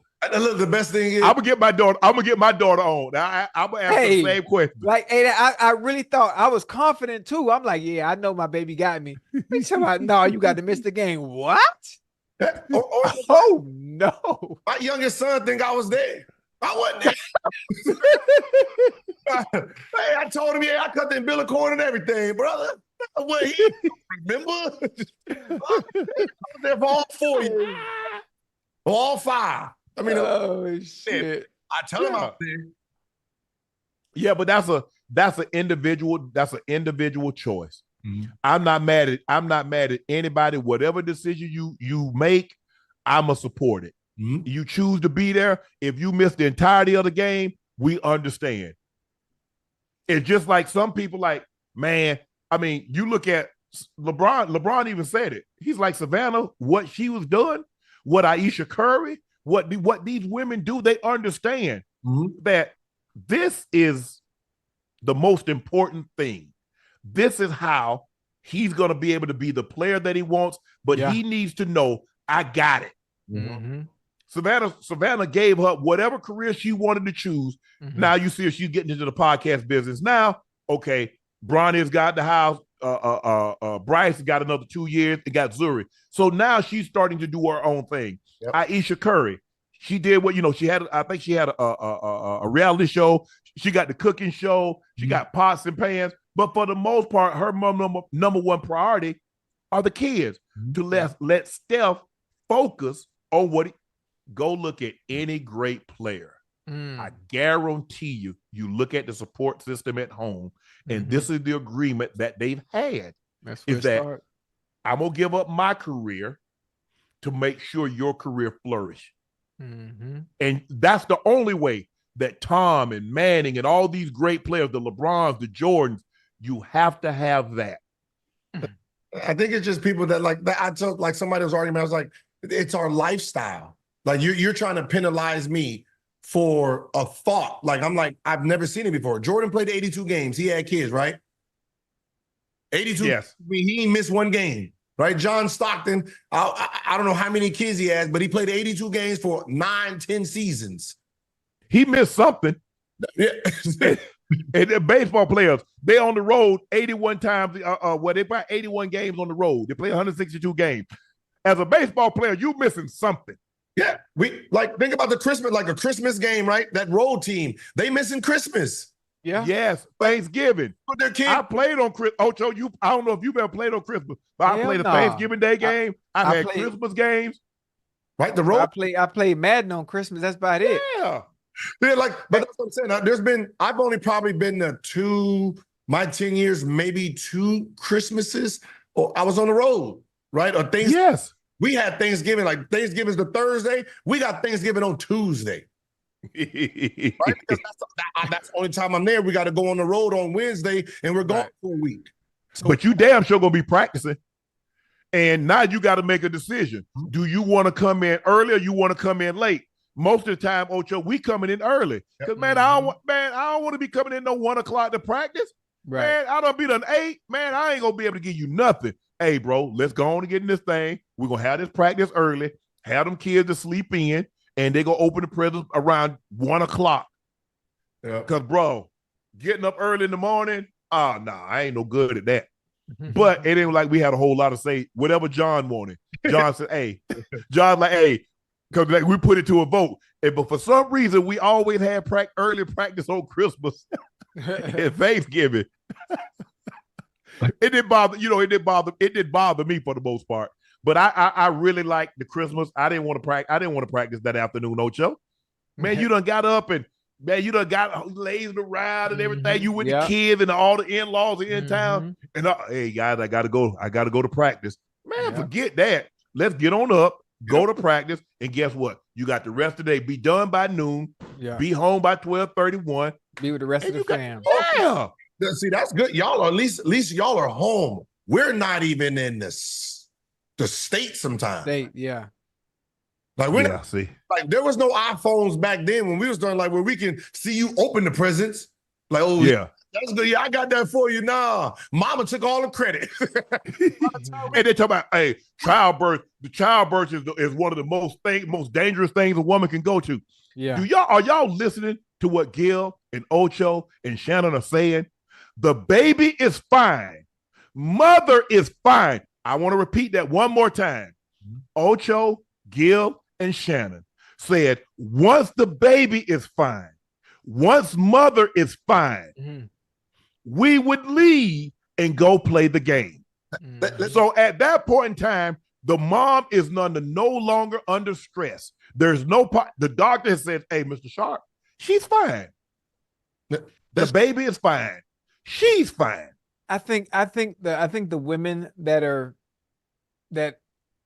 don't like this or don't like the answer, I think they would need to hear it from other women that understand that have gone through it. I think you would need to hear it from Real, because Real talked about it earlier, and she was so passionate about it. She damn near cussed me out. Man, if you don't get your, you know what, and go play, you know how that go. Okay. But the fact that some really can't. Where Real at? Go get Real. Tell Real to come on here. This is really the what's. You gonna get me cussed out, boy. She knocked out. So this is really the numbers. Let's tell the women. Listen, let's just try. She wake up. Hold on. I played 10 years. I never heard it before. I've never seen it before, which means all my teammates, all the babies that's been played, all the side babies that's been playing, I've never seen it, right? Shannon Sharpe said he probably seen it twice after the baby was born. Ocho said he's never had a teammate or ever heard of it. So what we're telling you, it's a fact. This is a fact that a player, when the baby has been arrived, has never missed a game. This is the first example that I've ever seen. So you're mad at us for a life we live. We're not. This is a life we only know, right? Right. We only know that. Okay, I'm in Indiana today on the 14th. My son is born on the 16th. Indiana the 14th. Go to DC on the 15th. On the 15th, fly to Oakland, watch him being born on the 16th, leave on the 16th or the 17th morning and play a game on the 17th. That's what I know. That's what we've seen. I've seen someone, the baby is born at 4 a.m., the game is at 8 a.m. and not make that game. I've never seen that before. So you're mad at us for not witnessing something that's never happened. So out of 5,000 NBA players, this is the first one that's ever done it. Don't be mad at us for reacting. Right. It's really that simple. So, and plus, either her mom's going to be there or my mom's going to be there. So it's not like she's going to be in the hospital alone. Her mom, probably her mom and dad's going to be there, or her sister. So it's not like I'm leaving her and the baby alone. My mom was going to be there. Somebody was going to be there with her. Like you think he slept at the hospital? No, he slept in his bed. When he was doing the interview, he's at home. She's in a hospital still. So what you're arguing about, oh, he left his family. He did it anyway to go receive the award, to go sleep at home so he can be up in the morning to go meet them. So that's what happens. I'm sorry. If you don't like it, you keep dating the dude that work at McDonald's.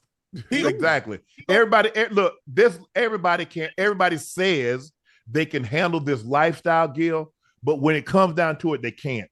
Because anybody that wants to be great and they have kids, they're not going to be at every event. They're going to be at very, very few events. Very, very few. Very, very, very few. Hey, my son had a banquet today for his achievement in high school. I'm right here. He knows, though. I got a job to do. I'll see you after the banquet. After this, we're going to celebrate, and then we're going to train. Tonight? Tonight, yeah, you got a banquet tonight. No, I'm saying y'all going to train tonight. Man, it's 9:30. Every night. We train. He trains at night. My daughter trains 5 in the morning. Hey. Be great. You got to be disciplined. You got Listen, to. hey, women love the lifestyle. They love the gift. They love the luxuries. They love all that, all the glitz, all the glamour. But there's a whole nother side. Oh, but you gotta break. Yeah, okay. Yeah. Okay. I mean, but Each his I own. think they don't give us credit for we supposed to be Superman. I'm supposed to be there with you, make sure you're okay with your family and your support, cut the ribbon, make sure you sleep, and then go be there for my guys. I'm tired, been dealing with you, been keeping your emotions down, helping you. Then I got to go mentally change my thought process to go play this game against Jokic, and then get off the plane tired, and then come to the hospital. Make sure you're all right. Most likely you're gonna be asleep. Make sure you're all right, kiss you, everything all right, everything cool. All right, I'm gonna go home, take a shower, get some sleep. See you in the morning. Like, we have to do it all. Right? We're not saying that we're trying to duck on a responsibility. We're saying we're used to people doing both jobs. Like, Yes. father and mother. We single mothers out here. We're doing both. And guess what? And even though I'm coming and I've been up all night because you've been in labor and now you're fine, the baby's fine, they still expecting me to come out there and do my job now, Ocho. Ain't no, hey, all the people say, oh, he was there for, now let him have a bad game. Ain't nobody gonna say he was with baby mama and baby was delivered. And y'all don't care about that. See, y'all front now. It's just like when somebody's injured. You don't care that he's injured. All you wanted the production because you know the production that he normally gives you. And so now Rudy Gobert, he shows up. Team. He was there for the birth of his child. He was there for the mom. And he shows up. Y'all ain't gonna care about that. No. But like I said, again, y'all do y'all's. I'm gonna do mine, what me and my partner decide on, and y'all judge from afar.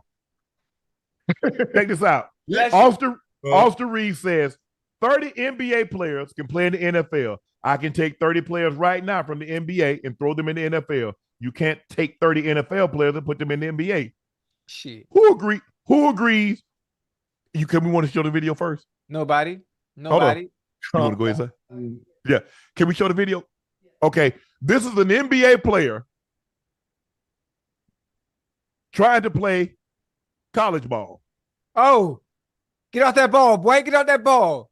Come on, you gotta get off the ball, man. We gotta work. Who is that? We gotta work on the releases, man. That's Draymond. Yeah, we gotta man, Draymond 6'8". What the hell he doing at receiver? So is 6'6". Fault? Whose fault is that? He is a tight end. What the hell he doing out wide? They flex the tight end. Like, man, they better unflex him looking like that. Come on, man. First of all, Austin Rivers lost his damn mind. Austin Rivers ain't even better than me at hoop, man. What are you talking about, man? Talk about 30 people. I can give you 5 right now. In the NFL with 6 months of training can come off the bench for a few teams in the NBA. I can give you 5 right now. Ocho. Yeah. Like, I will say this. Basketball requires more skill than football. But you ain't taking no NBA player that's currently playing right now and first of all, you couldn't give him pads to go out there to see. That's first and foremost. Wait, hold on. You're telling me if you took, the way it's worded, because even Pat McAfee kind of contradicted himself. He said, yeah, I can create a position for you, which means you can find. I'm 6'4", 225, right? You can what position to play me and be decent, right? Yeah. Right? No. I said you can put me at receiver. I'm not going to be Ochocinco, right? I'm not going to have his footwork because his footwork started when he was little. But you can just say, all right, run a route, catch a ball, get out of bounds. You can, or put me on the defense, stop him. You can find the position for me. Well, I can go take a guy and say, look, all I need to do is get me rebounds and set screens. Well, hell, I can do that. You could. Yes. But what I'm saying is, you can put a Garrett out there and say, all right, be a better PJ Tucker, just defend and play. You can do that. But I'm saying it would be more, you can find more NBA players and say, all right, if I have to find a position for them, if I have to, you can. Put them on defense, make them kickers, right? But first of all, Gil, you ain't taking one NBA player, even in today's game, let alone in the 90s when I actually played, to take it, say, here you go. Here's a shoulder pad and some helmet and a helmet. We want you to go play an NBA game. Now, what spot am I going to create for him? Because if he catch the ball, they're going to blast. Because let me tell you how we work. When you get somebody, go ahead. You can't put Draymond Green on the defensive end and he's going to be legit. I'll tell you what, I would, Ocho, call the Bengals and tell them I want to come back and play running back. So we're going to run to his side. And I'm going to run for 400 yards. Just saying, like I'm looking at like guys like that, like somebody like Wemby. Nah. You can't make him a kick block. What? No, man, they'll break Wemby. What? He can't block the kick. Field goal. Hell no. Man, you get Wemby kill out there, man. Wemby broke up for field goal blocking. You can't have Wemby field goal block. No. What? Nah. Man, listen, they gonna get up in his chest. He ain't gonna be able to jump. Come on, y'all. Nah. Gil said, put Draymond in defensive end. Y'all thinking about hitting the NBA players. Like no. Yes, that's football. That's Every football. position you gonna get hit. You want to put him at quarterback? No. There's only a few people who can probably play quarterback because of the IQ. None of them. But they're not going to be your quarterback. They're not going to be greats like that. Like, you're not going to say, hey, Gil, go and be Ocho, go and be this guy. No, that's not what we're saying. We're not saying we're going to be some greats. There might be one or two, like a LeBron or somebody, that if he started back when he was in high school. Yeah. Oh, a lot of guys. If Russ, I believe if you took Russ, and Russ did not play basketball, and you said, okay, Russ, we want you to play football. I believe Russ could have been a running back or a DB. He would be Steve Smith. That's it. Yes. But Russell Westbrook would basically be Steve Smith. But what Austin Rivers said is that he could take 30 players right now and put them in the NFL. Okay, how about this? No. Let's try this way. If we had to do an experiment, take 30 football players and 30 basketball players and switch them, which group would be more successful? The NBA, the NFL players. The NFL player, yeah. More successful. I could name 5 right now that I know legit can hoop. Because they play basketball, right? Because they they can hoop. So that's Jalen. Hey, listen, football players that played football in high school and say, yeah, y'all be that for us. But see the difference is, Gil, a lot of these guys shoot and play basketball in the offseason. None of your guys play football in the offseason. No. Most of them played football growing up. Yes. Anthony Edwards. Anthony Edwards, for example. I played football. Jalen Suggs played quarterback. Yeah. So, but I'm saying to take somebody, but Jalen Suggs, when was the last time Jalen Suggs even threw a football, let alone played? But you know, so you talk. But we're talking about a whole training, and we're not just like right now. You got to train me, get my muscles right? Like Ocho guy, you got to give me those. You ain't gonna never play basketball again because your shoulders, you're gonna be so muscle bound because it's different muscles. But that fluid shot. I think he's talking about you had to, like, you took them and both and switched. It's hard to give, like, it's easy to teach Ocho, right? Because he already has the footwork, right? Yeah. I can give the receivers, right, ball handling and certain things that help them, but the natural ability from the beginning, they won't have it. Right, it's easy. You can teach me a route. I won't have the great foot speed or footwork that he has to run routes. But if you say, all right, come in 2 steps, run a post and take off, I can do that. Just jump high and catch the ball. I can do that. I can be paralyzed for a couple of days, right? But can y'all take a hit? First of all, y'all not used to falling like that. So y'all know how to fall from a short distance. Yeah. Can y'all take a hit? No. Hurt NBA players, because you can convince us to run up the middle or like, all right, we're going to slant you through across the middle. We don't know that's a danger zone. We just going to run, catch it, and wake up in the hospital. But you going that's exactly what's going to happen. I think that, like, there are guys that played both football and basketball. And if you had taken them and says, okay, instead of choosing basketball, they chose football, I think they could have. Yeah. But I believe basketball requires more skill to be able to dribble the ball, shoot the ball, that. But the physicality you think about what the bad boy Pistons did, that's nothing compared to an NFL game. Even in today's game. Yeah. See, I think when he says this, when people say this, I say, if you take our skill, our natural skill that we have, and then you train us to be football players, we would translate better than trying to make the football players skillful.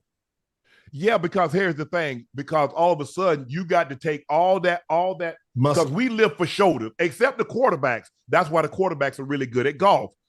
We built so much of our shoulders, so much of this.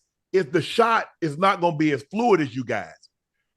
But if you were to take a basketball player and say, hey, son, hey, give you some pass. Now, we've seen Antonio Gates. We've seen Tony Gonzalez, Jimmy Graham, Rayfield Wright. We've seen guys Julius Peppers. Yeah. But we've seen guys transfer from basketball to football. But those guys, it was not like a 5 or 10-year gap. Julius Peppers was playing both in college. Yeah, but see, that's what I said. We're like, most of the receivers would be most likely like a Randy Moss style. Right, Randy Moss played high school basketball, so yes, all players that play basketball, like they have, I can look at a player and say, okay, he played football. The way they hit the hole, the way they bouncy, right? Yeah, they just have different muscles than So I say, tell kids, hey, play some football, get these muscles and calf muscles that you won't get just playing natural basketball. If the guy from NC State. That basketball player, that left-handed dude. Oh, I sell him to Willie Anderson. He can make a living in the NFL. Yeah, see that you just proved the point though. You taking a basketball player and just but he's a big boy. He's a big boy. But here's the thing though, Gil. Here's the thing. First of all, he got the size. Y'all ain't got nobody else that can play tackle. Because if y'all got an NBA player that's gonna play offensive tackle, I would have come back and play defensive end against him. Because I'm a bull his ass. So you think he'll have a better professional career playing football than he? I know he can. Oh yeah. Oh yeah. He could be a tackle. He could be a tackle. With his size, what is he, about 6'6", 6'7"? He about 280. Yeah. Oh yeah. With his foot, you got to think it because to play tackle, left tackle, you got to have feet. He got feet because he played basketball. Yeah. Oh, he's 6'9". Oh yeah. He beat the guy from Philly, Mualata. Mm-hmm. That's what you want. You want a big guy, long arm that can keep the guys off him. Oh, he'd be perfect for that. Mm-hmm. But how long? Okay, DJ Burns, huh? How long will it take to teach him how to be great in that position? Because you're saying the guy who does that has been doing it since he was little. So I tell you what. Give him a year. Somebody bring him in. You keep him on the practice squad so he doesn't have to play. You let him get repetitions in training camp. You let him get repetitions throughout the season. He's going to get another training camp. He can make a roster. Yep. Now, he got to have the mindset now because at some point in time, it has to become mine. It has to because it's a mind because it's a physical game. It's a physical game. It's the one game where I'm trying to move a man against his will. So my will versus your will. See, in basketball, Kyrie, he could juke you. Ain't no juking in there. Ain't no juking no offensive line, no defensive line. It's got to be here. But I think he can. DJ Burns, oh, yeah. I believe he can make it. Wow. Because Rayfield was a basketball player, and he made the Hall of Fame. Mm-hmm. DJ Burns, Listen, I think he can make it. I think he can be a tackle. Okay. Zion, if I took please. Hey, Zion at 6'6" with it. Oh, with his athleticism, and Zion be a left tackle. Oh, kick. Man, please. So he'll be defense too? Offensive tackle. Okay. I'm putting him at offensive tackle. Shoot, with that type, I put Zion at goddamn DN or something. You man. put him He at too- DN. You want to? he- You want to be Julius Peppers? Huh? You want to yeah, rush? Huh? Hey, he too explosive, man. Right. Too explosive. So I'm trying to think, what football player, Ocho, you think we could take and probably- translate it into basketball? Because most of them just go. I would say Kelsey, because at 6'5", he's smooth, he's fluid. I don't know how good his handle is. Most of them just gonna be coming in the foul. We got 6'5" together. They're gonna use them all. But you got to take a guy. You got to take a guy. Huh? Hey, you got it. You see, you ain't see. I'm thinking of skill players that would play the one or the two. Yeah. T Higgins could hoop like crazy. Devontae Adams could hoop like crazy. Yeah. Jalen Ramsey, obviously, I'm sure we all seen clips on Jalen hooping. Matter of fact, you know who could hoop that I don't think not very many people have seen play? Xavier Howard. I didn't see Xavier Howard hoop. He nice with it. He Really? real nice with it. Oh yeah. He nice with it. He surprised me. I had no idea it was like that.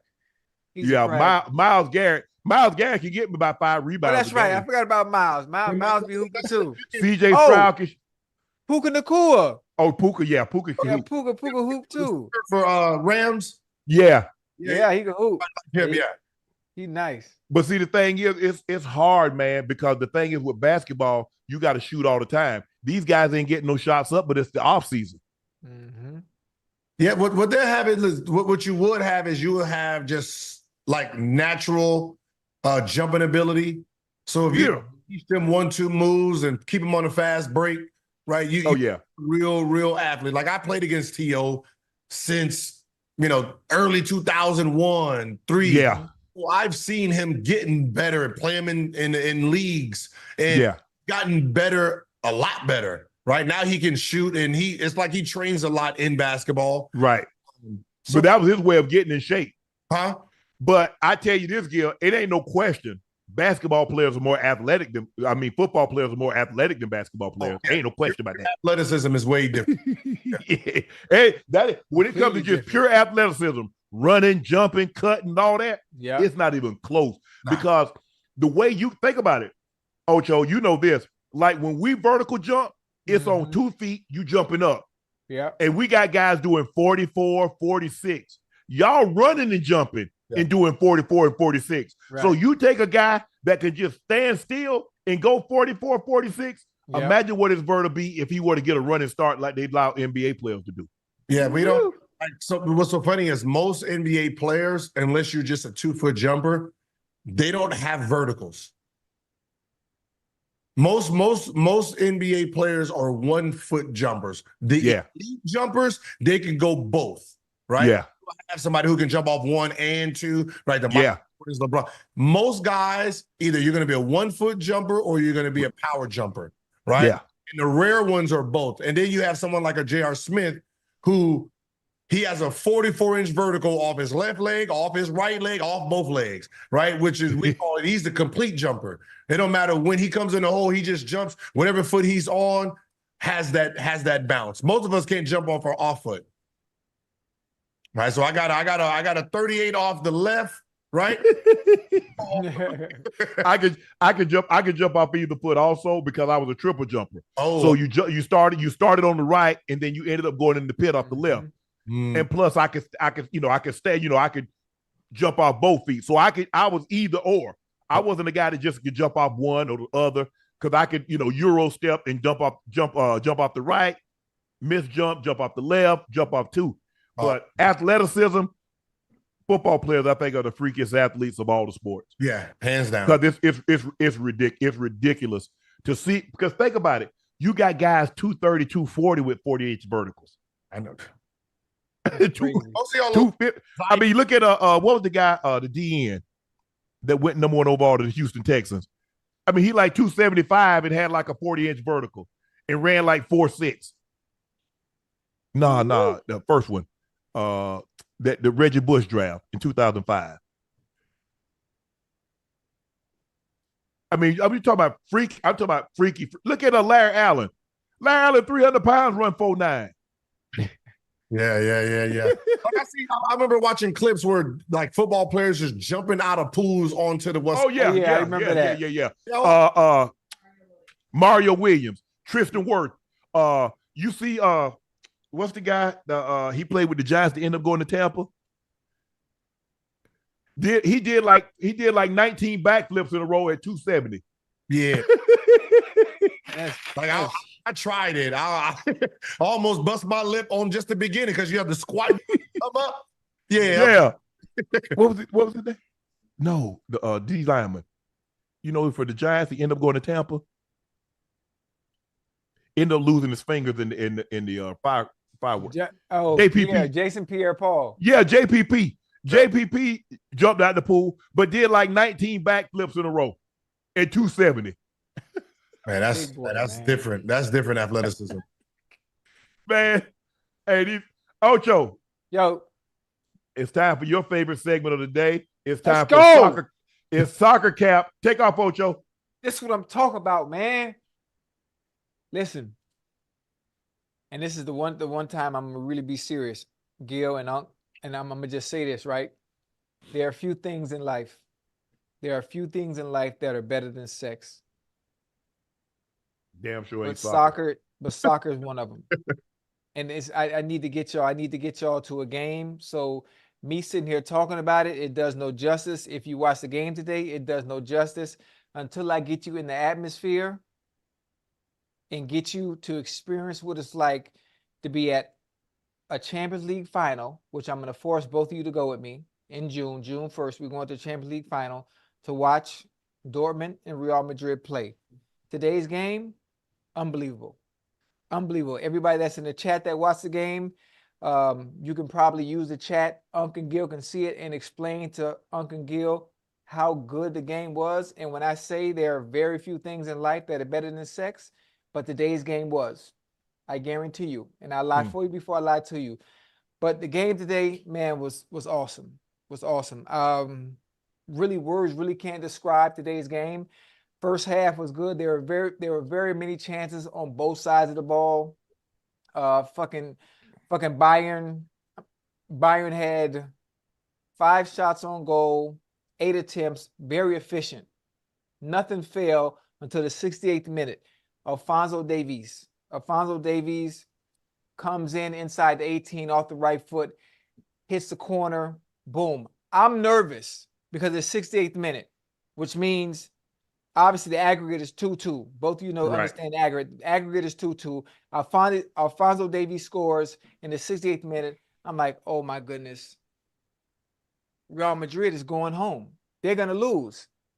Vinicius, over and over and over, one-on-one situations, 1v2 situations, he continues to drive, attack. Nothing is falling. All of a sudden, dog, unbelievable. They have a player, I don't know if I'm saying his name right, by the name of Jose Lu. I think I'm saying it right. Jose Lu on a buyout. He's at Real Madrid on loan, if I'm not mistaken, for $1.5 million. Of all these superstar players that make millions and millions of dollars, he might be the cheapest. And because of him, Real Madrid, both of his goals, because of him, Real Madrid is headed to the final. Dude, Madrid, dog, I'm finna tear up. The goddamn game was so good. Listen, Real Madrid has now appeared in six of the last Champions League finals. And Carlo Ancelotti, who's the coach of Real Madrid, is the first manager to ever reach 6 Champions League finals. Dog, this game was so effing good. And obviously there was some controversy towards the end with an offsides where Bayern needed to tie the game. Obviously, we went to extra time, but the referee blew the whistle. VAR, people complaining. Where I was watching the game at Twin Peaks. All the fans are complaining. They say, oh, the refs are always cheating for Real Madrid. Dude, the ref blew it dead. It was offsides. Everybody's always complaining. You had plenty of time. Bayern had plenty of time to put the game away because there were other opportunities after Alphonso Davies scored. There were other opportunities for Bayern to put the game away. They weren't able to do it. What happens with Madrid? For some reason, every time you think they're down, or you think they're going to lose, towards the end of the game, they always find a way to come back, and that's what they did. So Jose Bayern Lou. Munich advances Jose on a Lou. 4-3 aggregate. Go ahead. No, 2-1, I'm just saying, 4-3 aggregate. Jose Lou, that dude. Oh, And they Real Madrid will advance to next month's Champions League final at Wembley. They'll face on we're Dortmund. going. You, All right. wait, you said, hold on. You said June 1st, right? Yeah, That's a Saturday. we're going. So Shannon, what day you picking us up then? Shannon gonna be working. No. We're going to the Champions League final, so you can understand. You need to know about soccer. Yeah. You need to learn. We want No. the jet. We're going to the Champions League final. Hey, listen, how you went to Las Vegas in the jet? I want the jet. Right? I got that eyes right here near me, so come pick me up. Yeah. Right now, currently, soccer ain't paying no bills, so we got to pay bills here. What? Ocho ain't cheap. Check this out. Now it's time for Nightcap's Tales, and it's our questions of the week. But we ain't got no. Man, we getting. I don't know what's happening to you, Ash. Okay, what are the wildest excuse that you've used to get out of sleeping with some? Ochocinco, my cycle is on. El Jeter said, took a little tuna in a can, rubbed it around my thigh, and then started stretching. Man, you know that thing fishy. That gonna work for me. Yeah, you know. You start to take your shirt off, Ocho. You start to get that little whiff of that thing. Like, you know what? I forgot. You know, my boy, I gotta get, you know what? Hey, that's tough. Yeah, hey, tough. that's the worst. You start to get undressed and that thing, you know, that 3-day-old fish hit you in the nose. Oh, man, you know, that's why you got to do that test, huh? You got to do that test. You got to do that test with her. You know that. Hey, and like now you can't make it that obvious, Ocho. Huh? You gotta. Hey, no, Unc, you gotta do like this. Now you gotta sneeze. Damn. Yeah. Hey, that's rough, man. I haven't had a situation like that happen in a very, very, very. I'm talking about very long time. Like, but it happens. I think it's happened to everybody now. Tell me, oh, you scared? You right? You right? I'm really scared. That thing smell. That was just a touch, and it smelled like that, man. Man, that thing about to be fish and chips. You start getting some friction going on. Hey. Oh no, man, you can't get that up out of there. You're just gonna use I'm on my period. That works just as good too. Yeah, that's it. That's all you had to do. Just go ahead and say Bernard. But that thing, oh no. Woo. She tried to mask her. She tried And to then natural smell with Latuna. Yeah, she done pulled the clothes off on you. That thing started to smell. Oh, you scared? You scared? Huh? You scared? Yeah, you right. Absolutely. I'm scared to death. Yeah. You know, and that's a very because you don't want to hurt nobody's feelings, especially in that setting. And so she about to hurt my feelings. Yeah, you got to come up with something good, you got to come up with something good, especially in that situation, to try to ease the tension, because they know. I got to pick my grandma. If you can smell it, I know they can smell it. Maybe they can't. No, they can. They think you got to do what I do, huh? What they? Man, my girlfriend is hitting me up. I got to come. That's when you get the girlfriend. See, I wasn't gonna say that. I wasn't gonna say that again. But yeah, that's when, you know what? Hey, man, I can't even do this to my girl. You know what? I mean, I feel bad. Man, she good. She at home. She taking care of the boys for me, and right. She rides. I can't even do this to her. Hey, no, it's bad. Hey, Ocho, I can't even do this. Dude, remember girlfriend. Oh, yeah, you know what? My girl, man, she's such a good girl. Yeah. Take my black. Well, why you over here? I ask myself that. I can't even sleep with myself, man. I can't even do that. I can't even do it like that. Hey, talk about why you over here. I told you I had somebody before Don't get me started. Hey, but that's what I'm saying. You know, you start to feel guilty. Yeah. Woo, it woke me up. Oh shit, I got a girl. My bad. Why am I over here? Why am I over here? I'm a faithful man. Bad, check this out. Now that y'all talk about this, I had a homeboy. I had a homeboy, and check this out, Gil Ocho. And so this is not her real name. Let's just say her name was Samantha. That's not her real name, Samantha. Right. And my homeboy was trying to get at her, but like 6 or 7 dudes had already got with her. But she wouldn't have sex with him because she wasn't interested in him. Oh. And so he said, Samantha, I don't want nothing anyway, because you got the crabs. Oh. She said, you know what she told him? She said, what the hell you expect? Lobsters? I like that. That's a good one there.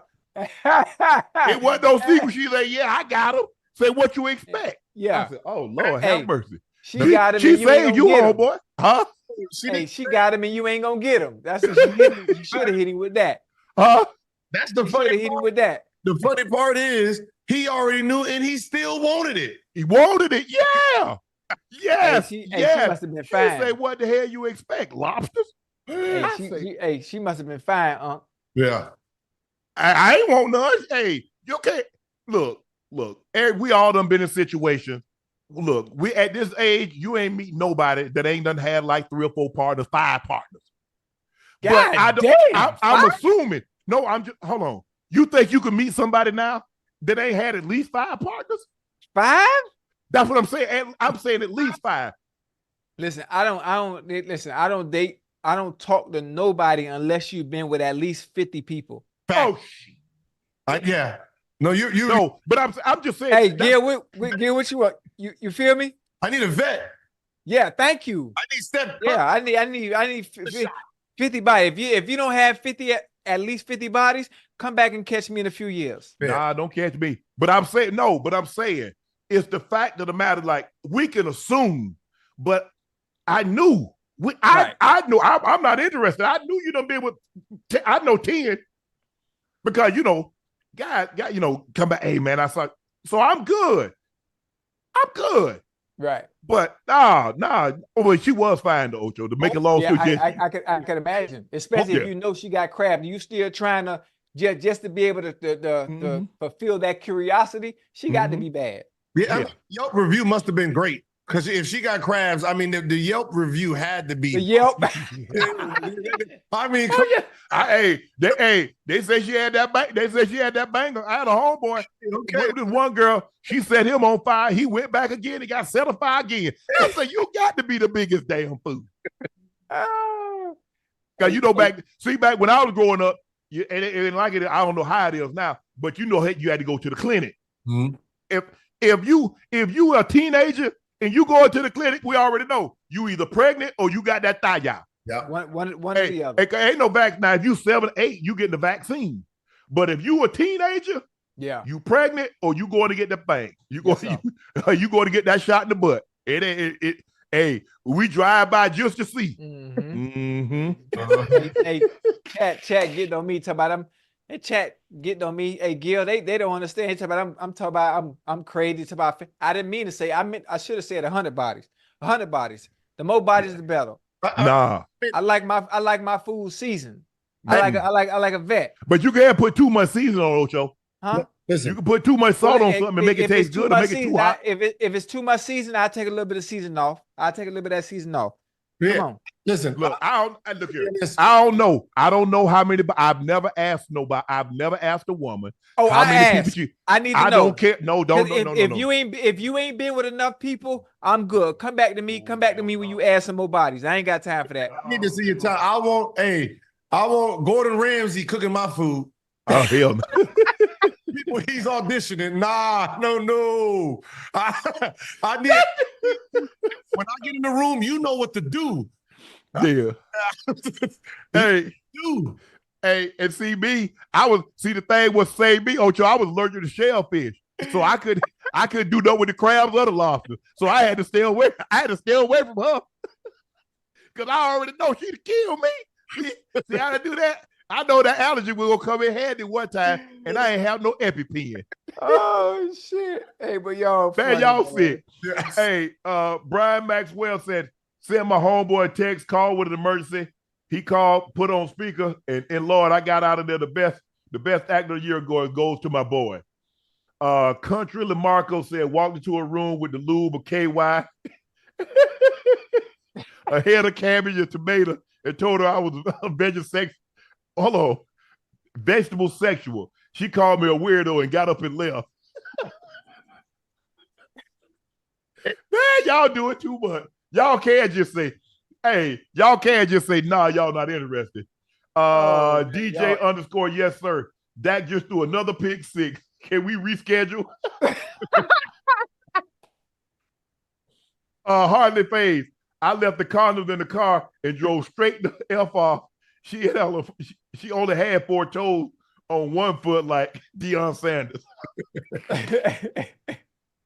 Man, told my ex for almost 3 years I had a toothache, so I wouldn't have to give her.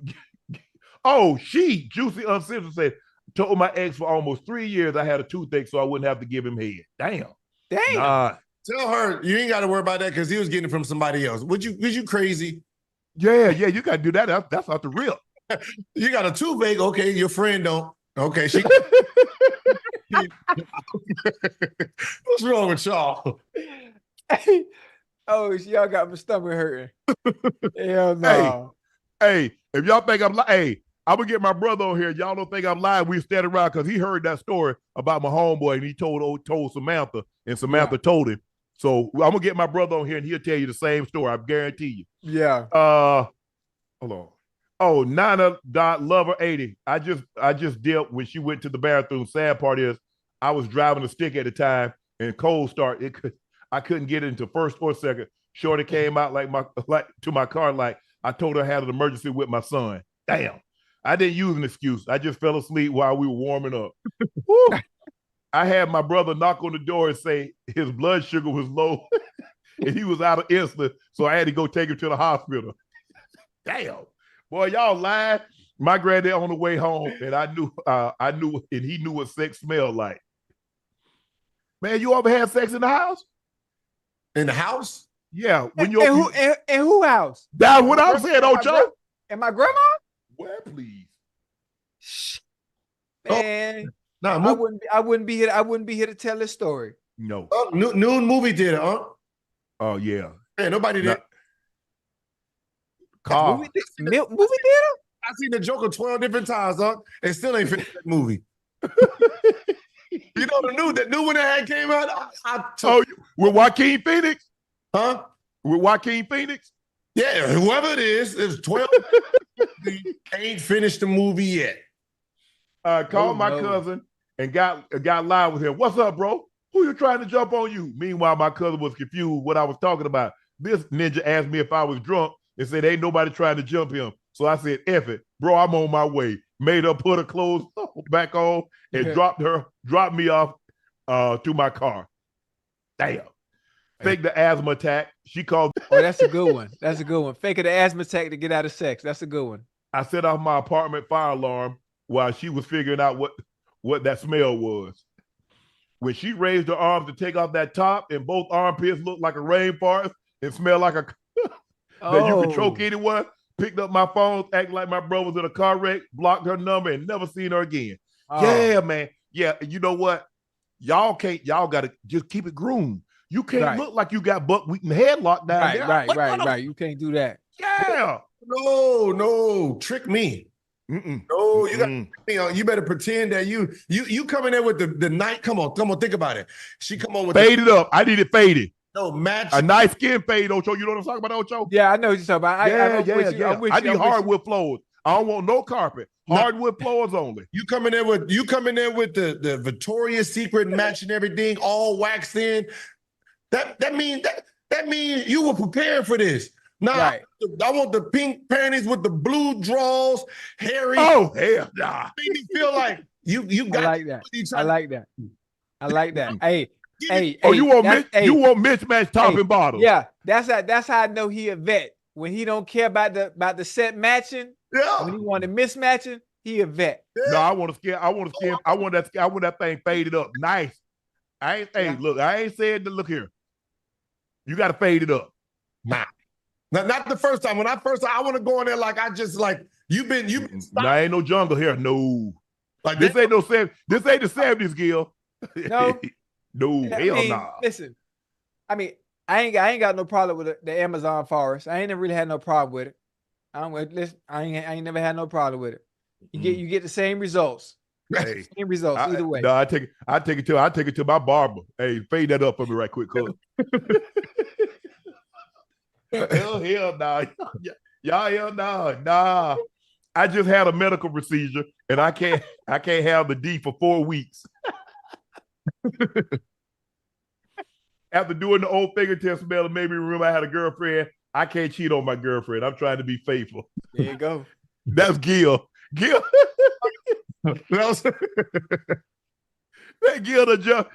on here done jumped in the chat. All right, guys, it's time for our last segment of the night. It's time for Q and A. Hey, that was funny, man. Hey, Chad, I take that back about what I said about body count, man. Y'all don't get me in trouble with Rail, man. I don't feel like getting cussed out. hey, edit that out, man, before I get in trouble, man. Yeah, y'all. Y'all look. I mean, most people looking for somebody with low self-esteem. Y'all looking for nobody with no self-esteem. Y'all want to feel good about herself. Nothing. Yeah. Just come anything. Oh, like OnlyFans, whatever. Full set. I mean, this young want a full set of draws all the way up to under a boob, down the back of her legs. I'm like, come on, man. I said, man, y'all don't got out there at some point in time. You got to have a little standard. Like, you got to care a little bit. Hey, do me a favor, man. Make sure you edit that out, man. Come on, man. All right, we got you. I can't be on the couch, man. Yeah. He wants some polka dot draws with a black bra. Yeah. Come on, think about that self-esteem, huh? She come, you take them off, and she gonna be like, I didn't think I was gonna do this. You made me feel comfortable. You're gonna be like, yeah. She come in there, she all taking the tags off. You knew you was getting that. You ain't had to do nothing. That's okay. Like that I want to name. Make me feel special. I can't look and I can't pull. See, first of all, if you got draws and you got to pull them down like this here, if you can't just use your thumbs to get them down, I'm good. It did act like I'm at Sizzlers. When I get in there, I want you to feel like it's about you. Even if you just fall into it, make me feel like you ain't had it in 3 months. Just relax. Ooh. And I'm already in it 3 strokes, but you making me feel. Oh, right. Lord, making have me mercy, feel Gil. special. That's all I need. Here's the book. Take off. Gil, I need to talk to you. I need to talk to you. We got to get your standards up. I got to get your standards up, Gil. T. Stan said, I absolutely love listening to you guys. The perfect trio. I can't wait to get the Nightcap merchandise. Many more blessings to come. T. Stan, thank you for staying up with us, bro. We appreciate the support. Glow the Stroll said, what's up, Nightcap? Hey, think Johnny learned how to read. Yeah, congrats on the award. Still holding on to Funko. Oh, he going out in I think Ash said she gonna send it like May 18th, 20 never. Hey. Yeah. Don't worry about it. I'm gonna bring it to you. You know what, Ocho? I'm gonna bring it to you when I see you in New York. I'm gonna hand it to you personally. Now you can't give it to me in New York because I'm not bringing no luggage. So I ain't gonna have nothing to bring it back with. Oh, okay. Lady Ray said, okay, guys, imagine this an apocalypse and the end of the world. Who's surviving out of the 3 of you and why? Well, I grew up in the country. Huh? Apocalypse? Yeah. Shit. Probably me. Because I don't leave my house. I know. Shit, I don't go nowhere either. Look, Unc think he gonna do it, but Unc realize you don't do nothing on your own. Right? Yeah, you lived in the woods, but you don't live in the woods now. You don't cook for yourself. You don't do nothing. You eat steaks like it's leather, right? Nah, I eat medium. Medium well. Medium, no juice though. No, I don't want no hot. I don't want no wet plate. So it's a dry plate. So the juice that I don't want that. Leather. But see, here's the thing though, Gil, you don't know how to survive because you lived in California all your life. Ah. Yeah, no facts. That's why I said I'm not gonna leave my house. Yeah. And so I'm gonna know you're gonna stock up, so I'm gonna come get it. Ocho, you got no chance. Didn't even think about that. Whoa. Who ain't got no chance? Listen, you. I've been on my own since I was 9. That's okay. It ain't cooked nothing yet. I was Cub Scout of the year for 5 years straight. Outdoors. I can do everything. So there's nothing you can do I can't do. Except catch, except hunt, fish. I could hunt. You know what I used to hunt in Miami?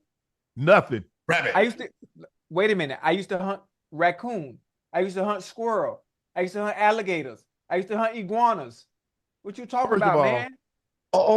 Yeah. I know. First of all, I used to hunt that. Not squirrel, rabbit, raccoon. And matter of fact, listen, I use a slingshot in a rock. I bet you remember that. That's why I know you ain't gonna kill nothing. That's why I know you ain't gonna survive the apocalypse. Boy, you know what I can do with these bare hands? Run. No, I'm talking about killing. Eat food. I used to eat rabbit raw. You ever caught a rabbit? You ever caught a rabbit in the wild? And grabbed it and bit it right under the neck? Yes. Me and my cousin used to catch rabbits all the time. But did you eat them raw like I did? We cooked them. No, I ain't even cook mine. That's how I know you ain't ready for this. Wait, so we ain't built like that. Look, we ain't got no matches and shit to like make fires. Y'all over here. First of all, it's apocalypse. So we're home. You probably don't want to get caught outside. No, I'm not worried about getting caught outside because I didn't. But what about the so the food I got right now? You can't get in my bedroom because that's boat locked. Right. You can't get in there. That's Hey, listen, right here, even my office right here. You got a safe house, huh? This is safe right here, right? You got to hit the code in here. Right? I mean, you can come through the window because it's regular window. I ain't think about that. Right? So you might rob me for everything. I'm going to just be honest. Because, most likely I'm going to just stock everything here so I ain't got to leave. So you just break in here and take it from me. Okay, bet. I'm out. I'm the first one dead. Yeah, see? Gotcha. I'm True Seeker said, give us an update whether Ocho got a call from the Bengals. You were supposed to give us a source. Yeah, why you ain't called? Hey, you saw they tweet? You saw they tweet today? No. You ain't see the Bengals tweet today? Tell Ash to show you. Tell Ash to show you what they said. Ash, show me the tweet. Ash, go pull it up. Yeah. Hey, it was funny. Now, this how you know. Now, I'm telling you, now when it happened, don't try to renege on that bet. I know we got a little bet.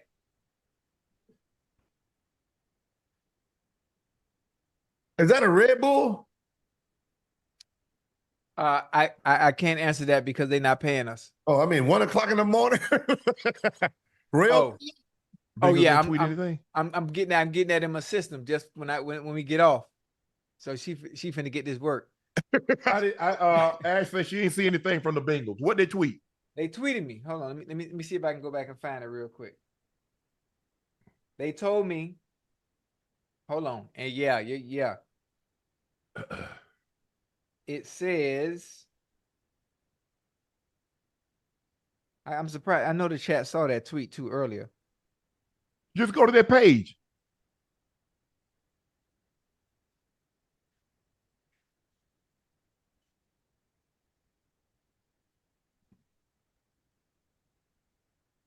I bet the chat found it before me.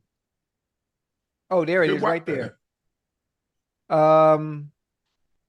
The tweet 13 hours ago, I said, I have to prove Shannon Sharpe I can still play, so I'm showing up the Bengals OTAs for 7-on-7. Not sure how many reps I can get in before I'm arrested for trespassing, but I need the footage to prove age is just a number. The Bengals administration tweeted me back. DM me for admin for the code to the gate, and we'll hook you up with the disguise. I said, I love you guys and appreciate the opportunity to showcase what's left in the tank. Nothing. That's what's in the tank. That's why I chose you as my co-host. Anybody that I thought had something left in the tank and they could leave me, I would have picked them. So I picked you. Think about how much better our show would be if I'm playing on Sundays and after Sundays we got Nightcap. What's gonna happen when they break your ass up and I got to take a hiatus because I ain't got no co-host? No, if they break me up, I'm gonna do the show from the hospital. Yeah. 390Q said, "Yo, and Ocho, love the show. Can we get Bubba Dub on the show? He's hilarious, and the three of you would be great for a weekly trash talk segment." Yeah, we might pull. Go ahead. Bubba Dub got to teach me about basketball, man. But hey, man, Bubba Dub doing great things. I'm glad he's a part of the Shay Media and the Volume family. He's done unbelievable. I've been following his work for a little while, and I was glad we were able to get something done. So, hey, bro, keep doing what you're doing. But you know what? We're gonna try to make that happen. If we can get him up late one night, because he got his own thing. He's a touring comedian. Mm-hmm. He got his own podcast that he does daily. So I don't want to overwork the man, but just keep doing what you're doing. Playoff Paul said, y'all got to do Naked and Afraid show to see who really about it. Actually, Naked and Afraid asked me that I wanted to be on. Y'all, you know what? And to about who really about that. I mean, whoever just asked that question, do they not realize I used to strip back in '97? It's not just about stripping. You got to survive for 30 days. Name? I mean, listen, it's called Naked and Afraid. The hardest part is being naked because people aren't used to being naked in front of people. Man, damn that naked. The hardest part is going 2, 3, 4 days without food and going another. I told you I was Cub Scout of the Year 5 years straight. But if you can't find anything, what are you going to eat? You don't know what plants are poisonous because they're dropping you in a location that you haven't been. Give me an example. Where they dropping me? Give me an example. The Amazon. Oh, I'm good. The depth. Listen, you know what? If you drop me in the Amazon, guess what I'm gonna eat? Piranhas. My spouse. Yeah. You know what I mean? Yeah. You in there with a stranger. Yeah, no. Hey. Drop me in the Amazon. I'm gonna show whoever, if I'm paired with somebody or if it's me by myself, I know all the things you can eat in the Amazon. They drop you in the Amazon, the Everglades. They drop you in the the Everglades? That's eat gators. Man, what's wrong with y'all? I'm gonna eat whatever the goddamn cameraman eating. First of all, I already know. First of all, it's not as easy as you think. And then you go a couple of days without eating. Now you start to hallucinate. You go a couple of days without water. It's a lot more difficult than you think. Yeah. But I already know. Ocho, I know you ain't gonna make it. I know you ain't gonna make it. Man, I just know one thing. I went months without eating before. Money used to be tight, boy. Yeah, you ain't gonna months though. Huh? How long you go without drinking water?